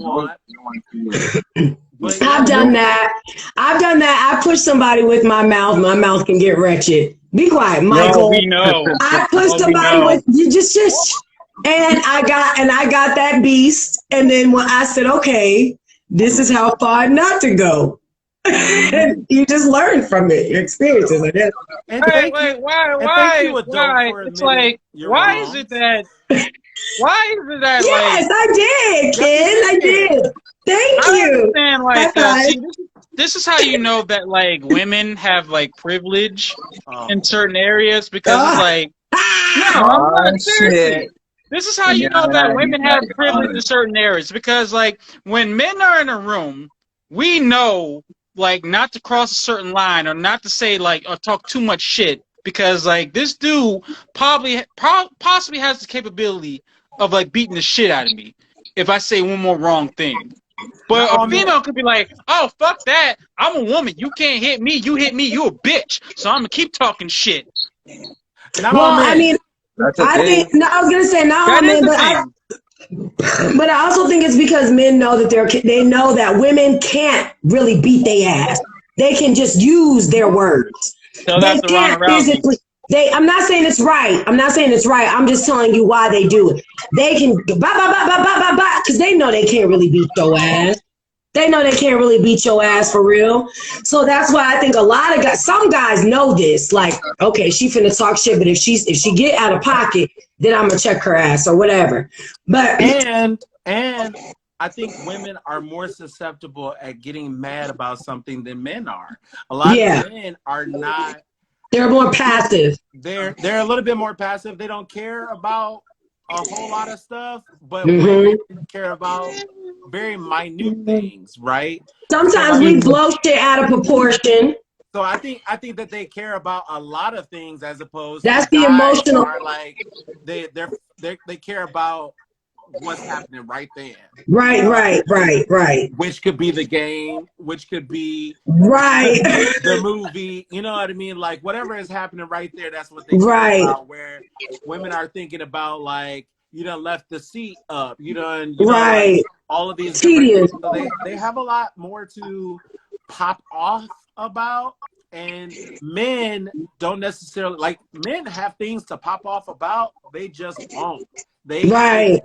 I think a lot of the time they'll give the woman a pass. Right. You know what I mean? Because it doesn't matter to them as much. But women are quick to anger. They're a little bit more emotional on those terms. So yeah, I think that's what I was gonna say. It's more of it's just the way we're built up, the emotional thing. But yeah, I mean, so great, you guys. Good perspectives, and to you guys in the chat that are very active. All hail King Shaddy, Charmaine Barrett. Hey, you guys. And anybody that joined in, thank you for tapping in with us. If you do not mind, follow us, please. And also go to our YouTube channel and subscribe. The Mike is Hot Live podcast show on YouTube.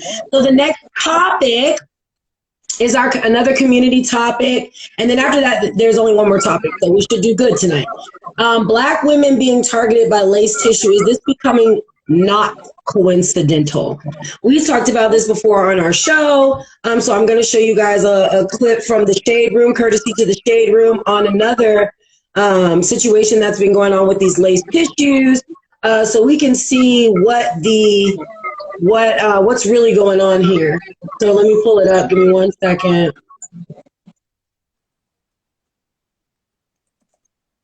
Oh, God.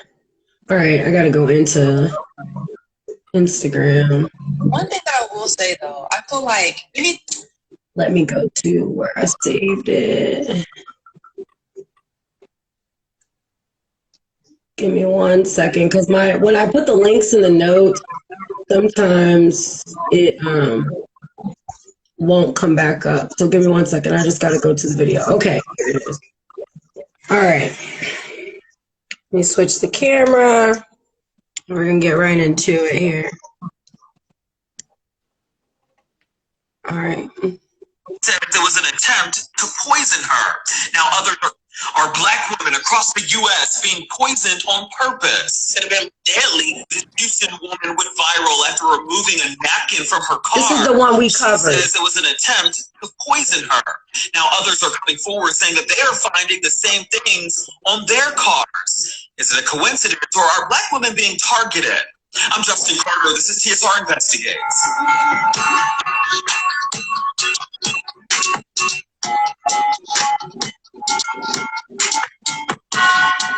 Last month, millions of people watched Erin Mims on social media tell us about a terrible birthday experience she had earlier this year. She says that she was leaving a restaurant. That was the one that we covered. Outside, she noticed that there was a napkin placed in the door handle of her car. She used her fingertips to then remove it and instantly went to go wash her hands. She said suddenly her body went numb. She said that her doctors say she was likely poisoned. Now, this story got the attention of many women out there who've been noticing similar occurrences, including one woman who says that she just found a slip of paper in her trunk. Laisha White was so shaken. She posted about her experience on Instagram. Y'all be safe out here, man. I don't know what's on here, but I gotta remove it. I noticed something on my headlight. She said she'd been running errands all day in her neighborhood in the suburbs of Atlanta. And after picking up a pizza from a Papa John's, she saw a piece of paper hanging from her trunk. When we seen it, it had some powdery substances on the headlight. Stopped in her tracks. She said she knew not to touch it. And my first reaction was, why is it happening to me? You know, you would hear stuff on the news or you'll see stuff on social media, you get in panic mode. Like this woman who spotted a crumpled $5 bill sitting by an ATM machine. Oh, that's the way to get somebody right there. So, y'all know people is trying to... Because you know people going to pick up some money. Or Erin Mims, who told the Fox News affiliate in Houston that she was rushed to the hospital after she touched a balled-up napkin left in her door handle. This isn't the actual napkin, but I just wanted to give y'all an idea of how it was sticking out the door handle. Minutes after picking it off, she started feeling funny. And maybe like 5 minutes, my whole arm started feeling numb, and then I couldn't breathe. I started getting hot flashes, my chest was hurting, my heart was beating really fast. She was rushed hospital where doctors ran urine samples, a blood test, and a CAT scan. They told her that she showed signs of being poisoned, but they couldn't figure out what the chemical was. Doctor came in and he told me, you know, it wasn't enough in my system to determine what it was, but it was acute poisoning from, you know, an unknown substance. Neither the DEA nor the Houston Police Department had ever seen a case like this before. Mims told Fox Houston that she was flooded with comments after she did admit in that video that she is a germaphobe. People then speculated that she was simply having a panic attack. The Shade Room brought these concerns to Mark Winter, managing director of the Southeast Houston Poison Center. Well, everybody's talking about it. People are concerned about their health and safety, and the possibility of it being connected to criminal activity. There are chemicals that can be absorbed through the skin. However, they have to remain in contact with the skin for several hours. Or to touch it with your finger and then almost immediately start to react to it. It has to be pretty powerful, right? Right. There are chemicals that, yes, they can be incapacitating within a few minutes of contact. Nothing is going to be instantaneous. Right. Winter says that only distinct chemicals could cause harm as quickly as it did for Mims. Rare chemicals like certain weed or insect killers that were banned back in the 1980s. Also substances that only military personnel would have. If you got them on the skin, within 2 to 4 hours, you would begin to show signs and symptoms of poisoning. When I watched the video, she touched the napkin with just her fingernails, and you don't have any ability to absorb chemicals up the fingernail and then into the fingers themselves. So if there was a chemical present, your fingernails are an excellent barrier for a lot of these chemical toxins. Winter says that he doesn't disagree about the panic attack theory. The human mind is a very powerful tool. And she did say she was a germaphobe. You can believe that you're having problems, and the more you think about it, the worse you begin to feel. Still, White says she won't get too comfortable. And if you do notice something on your car, drive to the police station because you don't know who's trailing you or following you. Winter says that everyone's body is different and will respond to chemical reactions differently. He says that it is always best practice to be aware of your surroundings and call police if you feel like you have been poisoned. Also, there's a national hotline you can call if you do feel like you've been experiencing symptoms. That number is 1-800-222-1222. For TSR Investigates, I'm Justin Carter. All right, shout out to the Shade Room. So the turnaround with it is that they're basically trying to maybe say that there's a possibility that she did mention, we covered this story before, and she did mention that she was like a germaphobe and she had like high OCD. So maybe she had a panic attack when she saw dirty tissue by her door. I mean, do you guys think that there's a possibility that there could be a target for Black women in this manner, or trafficking of Black women? Or now they're trying to say this young lady could have just had a panic attack and that's why her arm went numb and she couldn't breathe? Well, why is this conspiracy being based off of like 2 Black women? It's only 2 Black women that this happened to that we know of. Yeah, that we know of. I don't understand like why is cases. Yeah, as to the point, just Black women.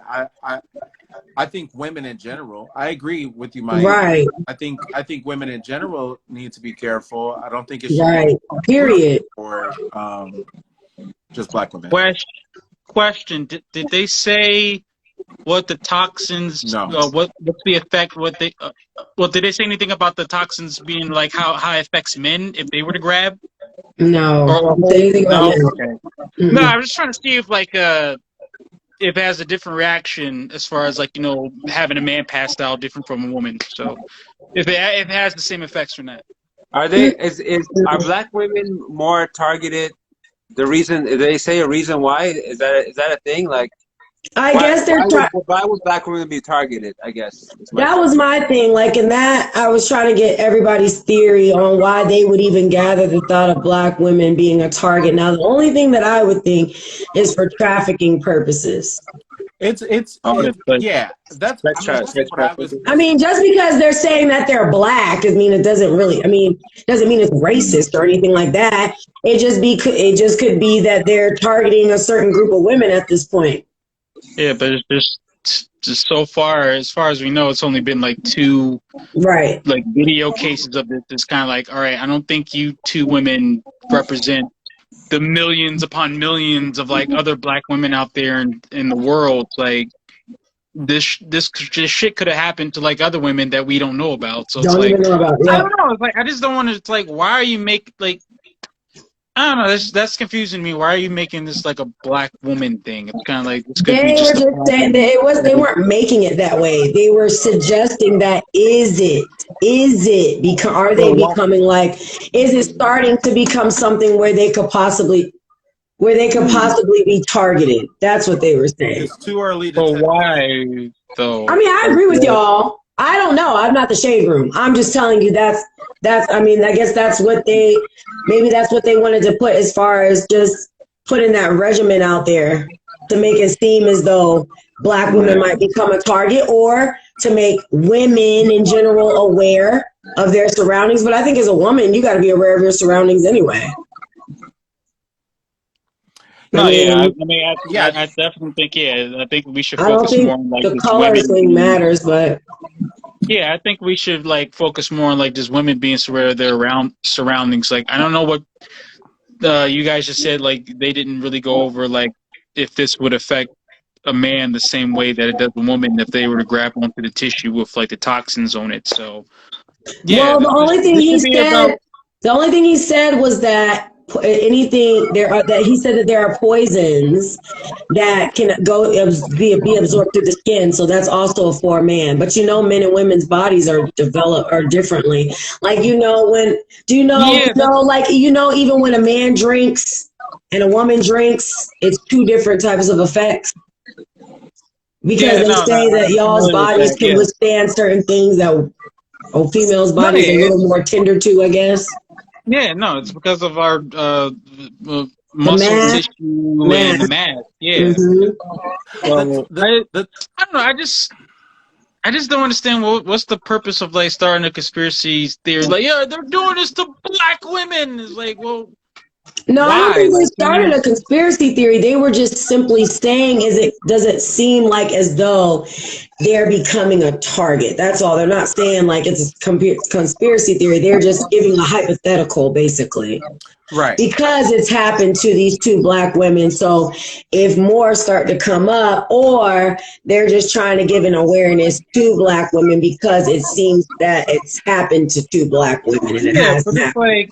Yeah, but that, like, even if that reported it.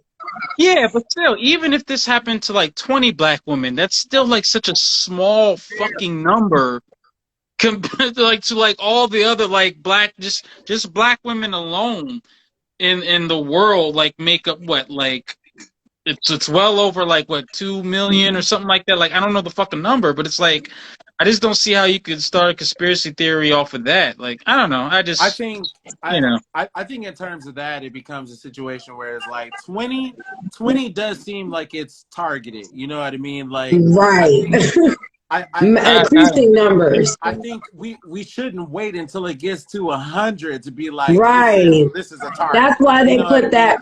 Right. I think in this particular respect, because of the timing and how soon these instances happened, makes you wonder if it's targeted, right? That's why they're saying. Because the only instances that we have heard recently of this ever happening, both of these women are black. So it makes you question if they're being targeted. Right. It's too early to be that conclusive. I think right now the question can be asked, but we can't necessarily give a definitive answer because what they were asking was, are black women being targeted specifically? Right. Question mark. And then they say, if so, what should women do to stay safe? Not so much about, I don't think the question itself was like, if so, what should Black women do to stay safe? It's glossed over women in general. And I think because we've had situations where women have been drugged, women have been poisoned, and like you said, Christina, it's trafficking, sex trafficking. It's a reason to be alarmed and to be aware. Are these women? Were they in the same community or city? Yeah, King Shawty just mentioned that. He was like, maybe it's in a certain area where it's more black women. Yeah. Which would make it seem as though they're being targeted in that area. Yeah, so that's what I was checking myself. The first woman, she was, it happened in Houston. And that's what I was gonna say. I thought it was Texas. Houston, and which is the woman who actually grabbed it with her fingertip. Her nails. And then the woman who grabbed the $5 bill off the sidewalk, that happened in Bay Point, California. So, but it's, I don't even know where the fuck that's at. Bay Point, California. But California is huge. California is huge. Bay Point, California. Where that at? Might be northern. Go ahead, maybe. Northern California. That because it's happening around the same time, as close to each other in separate spaces, it makes you wonder if it's a trend. Like TikTok trends, right? TikTok trends happen all the way over there, but they happen all at the same time around each other. You know what I mean? So it makes you wonder if there has been like, you know, like beforehand we heard about that situation where there was the mass shooting, and there was a screen, like an actual document that stated how they needed to go about doing those things. In this particular case, there's a possibility. Not saying that this is what happened, but there's a possibility. He said it happened in Newport News at the mall. That's where I live, y'all. I live in Newport News. So this is happening. Who said that? There's another King Chatty. Wow. Yeah, so that's probably, I'm like, there's a reason why they gave that rhetoric in that interview. There's there might be information that they might know that they didn't put out to the public. So they might have used that line like, there seems to be a trend happening here, like you just said, Kenyatta.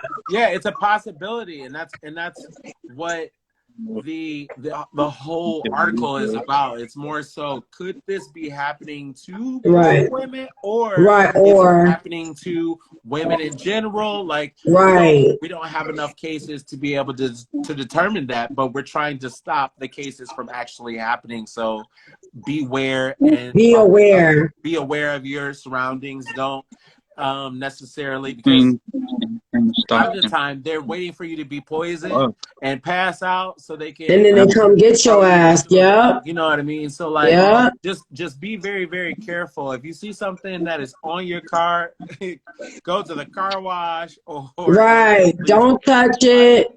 Don't touch it, because and if you feel like you're being followed or anything like that, take your ass to the police station. That happened to me once. So I know what that's like. Somebody's watching me. Yeah, no, I've been followed before when I was living in California, and it was actually very terrifying. So be very, So Keishadi said, no, not this interview, but I just know it has happened. I saw a woman post it on my Facebook. On Facebook, see? So was she black? If she live in Newport News, yes. Oh, you don't know that. No. For real, Virginia is like, let me tell you, Virginia has like this still kind of separation thing. Like across the water, like Virginia Beach. I grew up in Virginia Beach, but like Virginia Beach, Chesapeake, Virginia Beach is like our tourist area. So people that come from like up north, like New York and Jersey, they come down here for the beaches and stuff. So Virginia Beach generates a lot of money in the summertime. And it's you can totally see a difference when you go to Virginia Beach and then when you come to Newport News and Hampton. And mind you, I remember one time my mom told me this story where this older white lady had, my mom was telling her how she was moving because we used to live in Chesapeake. And my mom was telling this lady how she was moving to Hampton, and this older white lady immediately got petrified. She was like, oh my God, aren't you scared? Aren't you scared to move over there? It's predominantly Black on this side of the water as opposed to the other side of the water. Like, it's more Filipinos, white people. There are Black people over there, but it's more money in Virginia Beach. Like, I think a 1-bedroom apartment, you paying close to like $1,800 for a 1-bedroom. Yeah, that's like finding treasure out here. Shit. Yeah, I know. Well, yeah, Cali's a totally different animal. Yeah, y'all paying for Hollywood over there. That's why everything's so fucking high over there. Here. Fuck. Yeah. Yeah, no, yeah. But like, you know, it doesn't balance out here because they don't, like, for regular jobs, they don't pay good. So you'll be working like 2 and 3 jobs. Huh? I mean, we were close to paying that when we were living in North Hollywood. For real? That was back in 2008. Exactly. I had a studio apartment paying $820 a month. And that was back in 2016, some shit like that. So I'm pretty sure it's gone up. 15? I don't know. Right. Nah, well, you weren't out here during that time. When did we graduate from AMDA? 2007, 2006. Okay, because I graduated from high school in 2005. So did I. Yeah, I graduated in 2004. Okay, and yeah, because AMDA was only a 2-year conservatory program. Yeah, at the time. Okay, so that's right. Yeah, so around that, I got my years messed up, but yeah, okay, so guys, we got one last topic. It is 11:30, so we're gonna just run through this one really quickly. I just want to tap on the celebrity spotlight for the night. Bringing back Mr. Yeezy, Kanye, that is. We can skip it. You know. Really quick, with the White Lives Matter slogan and movement, is there a deeper agenda to the slogan? And what has some people upset with Kanye's logic and what he believes in? He stated that the Black Lives Movement was a scam anyway. And does this take away the initial meaning behind the slogan, Black Lives Matter, disregarding the organization? Okay, real quick. Do you guys think he's just doing this for, like, propaganda? I'll go first. Yes, this is nothing new. Kanye does this shit all the fucking time. I don't know why people always fall for this shit. It's like he has, like, what? Doesn't he have, like, some type of, like, clothing line? It's like he's gonna do, like, some show for some shit like that. Yeah. That's the only reason why he fucking does it, man. It's like, do not take this dude seriously. It's like, I mean, yeah, he made a valid point as far as, like, you know, the Black Lives Matter organization being, you know, it was a scam. That's very true. But it's like, you know, just him using, like, he's just trolling, man. So he's just trolling, right? That's what I thought too. That's it. That's all it is. It is a because troll I'm like, how can you go for him to get attention for his fucking show that's going to be coming up. That's all it is. No one should care. No one should take this shit seriously. It is a waste of fucking time. Public service announcement. I'm clipping this. This is the thing that, like, amazes me. Talk your shit. I'm sorry. This is the thing that amazes me with fucking black people sometimes. It's like we focus on some of the most dumbest shit, and we don't focus on things that actually matter. Right. You know, when it comes to, like, housing and finances and owning businesses and shit like that. But we care about what fucking Kanye West is doing. Right. It's like, fuck this dude, man. So he only cares about black people when it benefits for him. Right. Like, stop to this nigga. Like, just stop it. Then why did you know what? Oh my God, I never thought about that's probably why he came out like that. What do you mean? When he came out initially, he was so black power, black, pro-black, Kanye West, everything black. So what I'm saying is that was all just for gravitation of your people to buy your music. Kanye West is a whole, man. He'll hop his ass on whatever is going to, like, make him the most money, whatever is going to make him trending, whatever's going to like make him popular, whatever's going to give him the most fan base, he'll hop onto that shit. That's why he did all that George Bush hates black people and all that stuff. Because won't nobody saying it, and he likes attention too. He likes controversy. That's why he's a bitch, man. Because he's a fucking attention-seeking whore. The only reason why I pipe up about it, and the only reason why I pipe up about it is because people are out there still giving this man money. Money, right? People are still buying his shoes, buying his trash bag ass clothes, right? Like wearing his burlap sacks, like it's absolutely ridiculous how you will put money into this man when this man has constantly told you he is not rocking for us. He is not. He is not. So it's like, and then when he does this, it is specifically for his own personal gain, pleasure, not to help any one of us or anyone out there at all. So for us to constantly think that he's doing certain things for us or he's not doing certain things for us or blah, blah, whatever, like why? I give him that's the only reason why I speak about it is because we are constantly funneling money into this artist when at every single time he is doing something incredibly controversial to be maybe he really about. Maybe he really is a narcissist. Oh yes. Oh yeah, maybe he really is. No, there's nothing maybe about it. There's nothing maybe about it. He is. He has made his own Bible. Oh yeah, he did. Yeah, that's right. I remember when you guys actually told me that shit. I That he made his forgot own about. fucking Bible. I thought y'all were actually fucking with me. No. Like, you know, like you try to like make a fucking joke. But then when I actually looked the shit up, it's like this nigga really made his own fucking Bible. Yeah. And the sad thing is, people bought that shit. Yo, do you guys think that school that he has for those kids is like a cult, y'all? I think that shit is like a cult. I don't think he thinks about it that far. I think he comes up with these making money off of it. That's all that matters. Right. He comes up with these outlandish ideas to be deemed as this genius, and then people are constantly saying how much of a genius he is. When in all actuality, people are just not going to have the audacity to do what he does. So because no one is doing what he does, because he's the only one doing what he does, he's somehow like absolutely amazing because his but it's everyone. No, but it's the truth though. That's why he is a genius.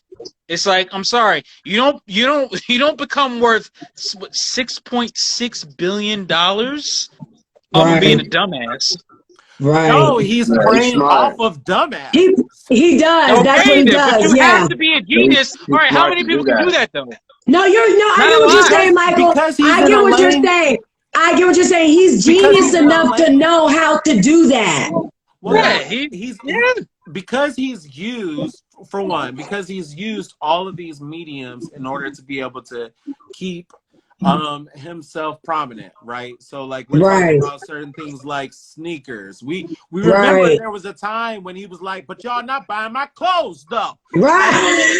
And y'all not buying my sneakers. And now people are buying his sneakers and he's moving on to the next thing. He's moving on to the next thing, you know what I mean? So like it's like he's moving himself into certain spaces in order to be taken seriously, and then he finds the person who takes him seriously because he's so, like how we were talking about, being passionate and showing conviction in what he's talking about to right people. Kanye West ain't gonna stop, right? It's up to us to stop supporting him. Right. But that would mean for all of us to get on one accord, which that'll never fucking happen. That'll never fucking happen. No. I mean, I thought that was just interesting because I was like, yo, why is everybody like Boosie said something about him, and like Diddy actually on the Breakfast Club said something, a couple of other people. this dude was sucking Kanye West's dick so much. It's kind of like, no, just fucking say Kanye's full of shit. Why don't they? I don't understand what everybody is so scared of when it comes to telling the truth. The problem is, it like blows my fucking mind. It's like, yo, like, like, does he have something over you? Does he know that you fuck like a 5-year-old kid or something? What like, blows just my say mind that he's a piece of shit. What blows my mind man? is that when the fashion editor, it was a black female fashion editor, had something to say about the whole situation, and she hated it. And oh, I saw that. Then Boosie and Jaden Smith walked out of the oh, I didn't know that. The fashion week or the fashion show. Oh He yeah. walked out of it and tweeted about it.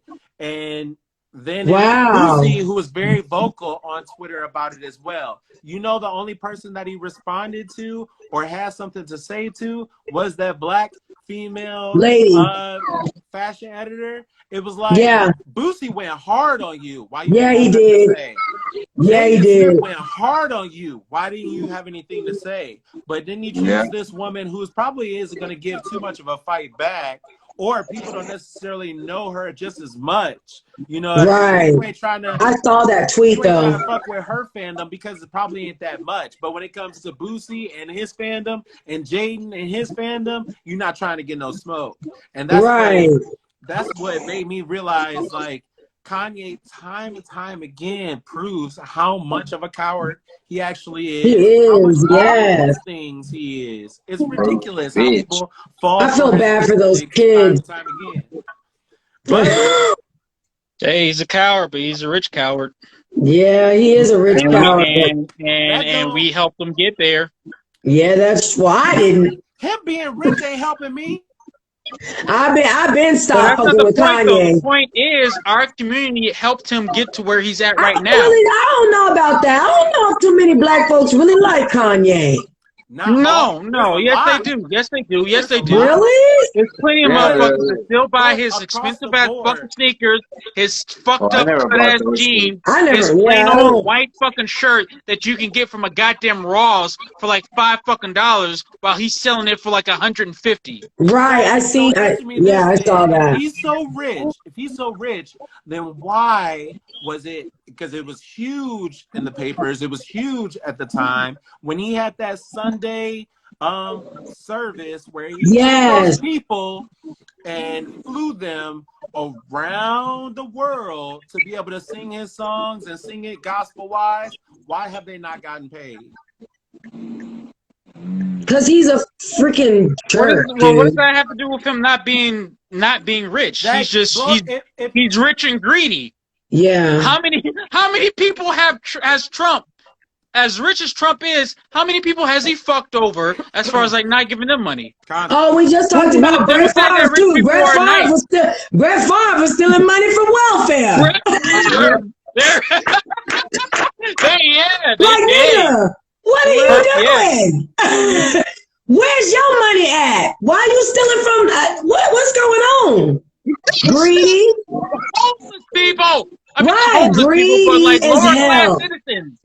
I think that's so trifling. I think Kanye realizes that black people ain't supporting him as much as they were. Considering this whole Kim Kardashian bullshit that he was doing. That's when I stopped months ago, and so now he's trying to sell these White Lives Matter shirts because he knows that it's coming from most of his ducats is coming from that particular demographic.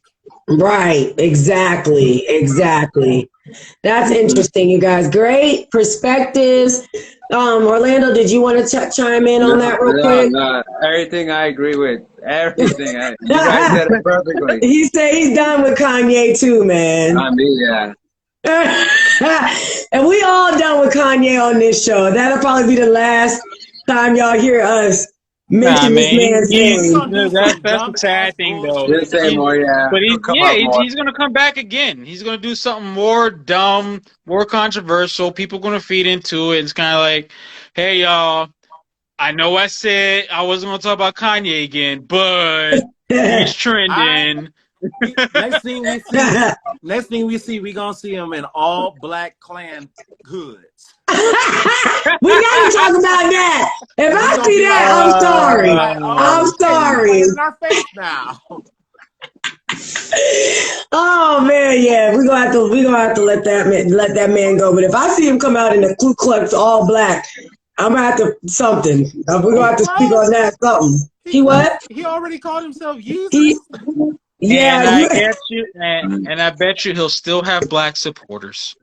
You're right. Look at the coons, Candace Owens. He's black himself. It ain't. We can't rule it out like it ain't possible. Right. No, y'all ain't lying. Say that again. I said because he's black himself, there has to be like-minded other black folk just like him. You know what I mean? We can't rule it out. Yeah. Yeah. Look at Dior, y'all. Dior said what y'all talking about. All right. He's like, well, I probably wanted ready to go to sleep or something. What that Negro's talking about? Yeah, he's all up in my business. Look. He grabs my arm. When you go he's making me talking and feed me. He already had his dinner. But look, when I start petting him and I stop. Yeah, he don't want. Oh, he gave me a kiss. Oh, thank you, Dior. All right, you guys, that concludes the show for tonight. We actually did pretty good this time. 11:45. Excellent show. Good time. Yes, good interaction with you guys in the chat. Thank you for being here once again with us. See Tina, Charmaine, we need your joke, baby. Before we go out. Fell asleep. Yeah, we need that, Joe. If she's not asleep, if she's asleep, we'll just go ahead and close out. But just to shout out everybody. Sleep, but she be there. She be chilling. To throw out everybody's. All right, there she is. All right, so while we wait on her to get her riddle, just make sure y'all follow us at the Mike is Hot Live Podcast _show on Instagram and Facebook. And please subscribe to our YouTube channel. The YouTube channel is the Mike is Hot Live Podcast Show. Just look for the little microphone with the flame. And Charmaine has our riddle. So it says, turn me on my side and I am everything. Cut me in half and I am nothing. What am I? Fuck. God damn it. This makes my head hurt. Turn me on my side and I'm everything. Turn me on my side and I'm everything. First of all, these riddles could be anything. Can we get like 3 clues, 4 clues, 5 clues? Like, that could be anything. Turn me on my side and I'm everything. Cut me in half and I am nothing. I am nothing. What? Fuck! God damn it. Wait, cut me in half. Cut me in half. You even turn on your side. I mean, turn me on my side and I'm everything. Turn what me do on you my mean by you're everything? I'm fuck, man. Come turn on. Me on my side. Hold on, wait. On my side? On my side, I'm everything. If you turn me on my side, I'm everything. I'm so fucking lost. Cut me in half. I'm nothing. Ah, shit. Cut me in half. That's hard. That is hard. Cut me in half. Wait, what are you? Is it an electrical device? Is it a phone? It's something real simple, a battery, like a ball. It's a battery. Simple. A ball. That could be it. A battery. If you put a battery in, you lay it on its side. I could be wrong though. It ain't. If you put a phone, you can put a phone on its side. But if you cut a battery in half, it has no power.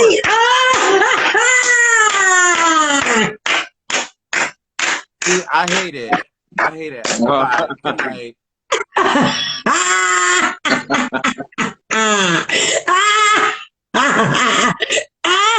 Can y'all laugh the show? He's had enough. Well, that concludes that. Could have been anything. The number 8. Who was thinking of numbers? Not me. I thought of a car. I actually was thinking of something way off.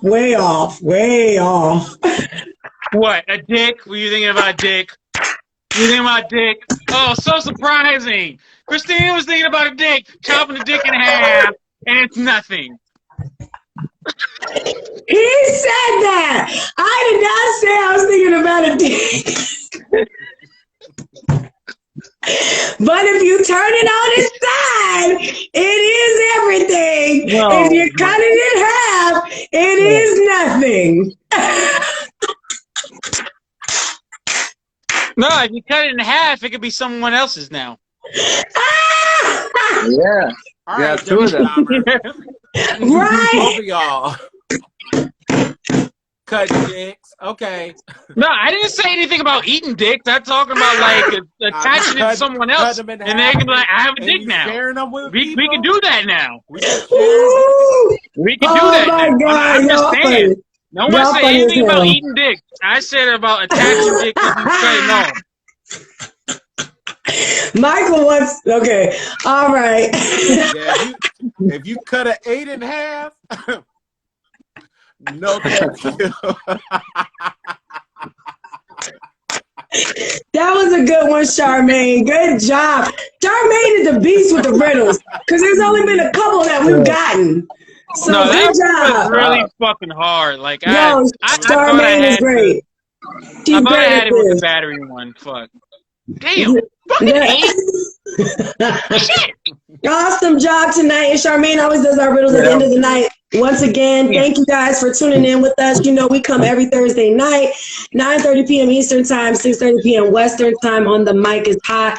Please go subscribe to our YouTube channel. Run those numbers up so we can bring more people on live and have more group discussions with everybody, and also give back to you guys for supporting us and supporting the show.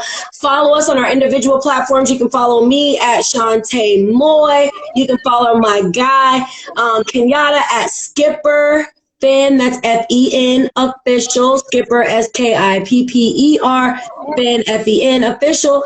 And of course, Michael Foster is M-I-K-E-L Foster 64. And of course, y'all can't follow Orlando because he exclusive, and he only come on the show because he fuck with us like that. Because he fuck with us like that. Gang. We love you guys. We love you guys. And we will see y'all next week. Y'all have a great night. Thank you for tuning in. Peace. Peace.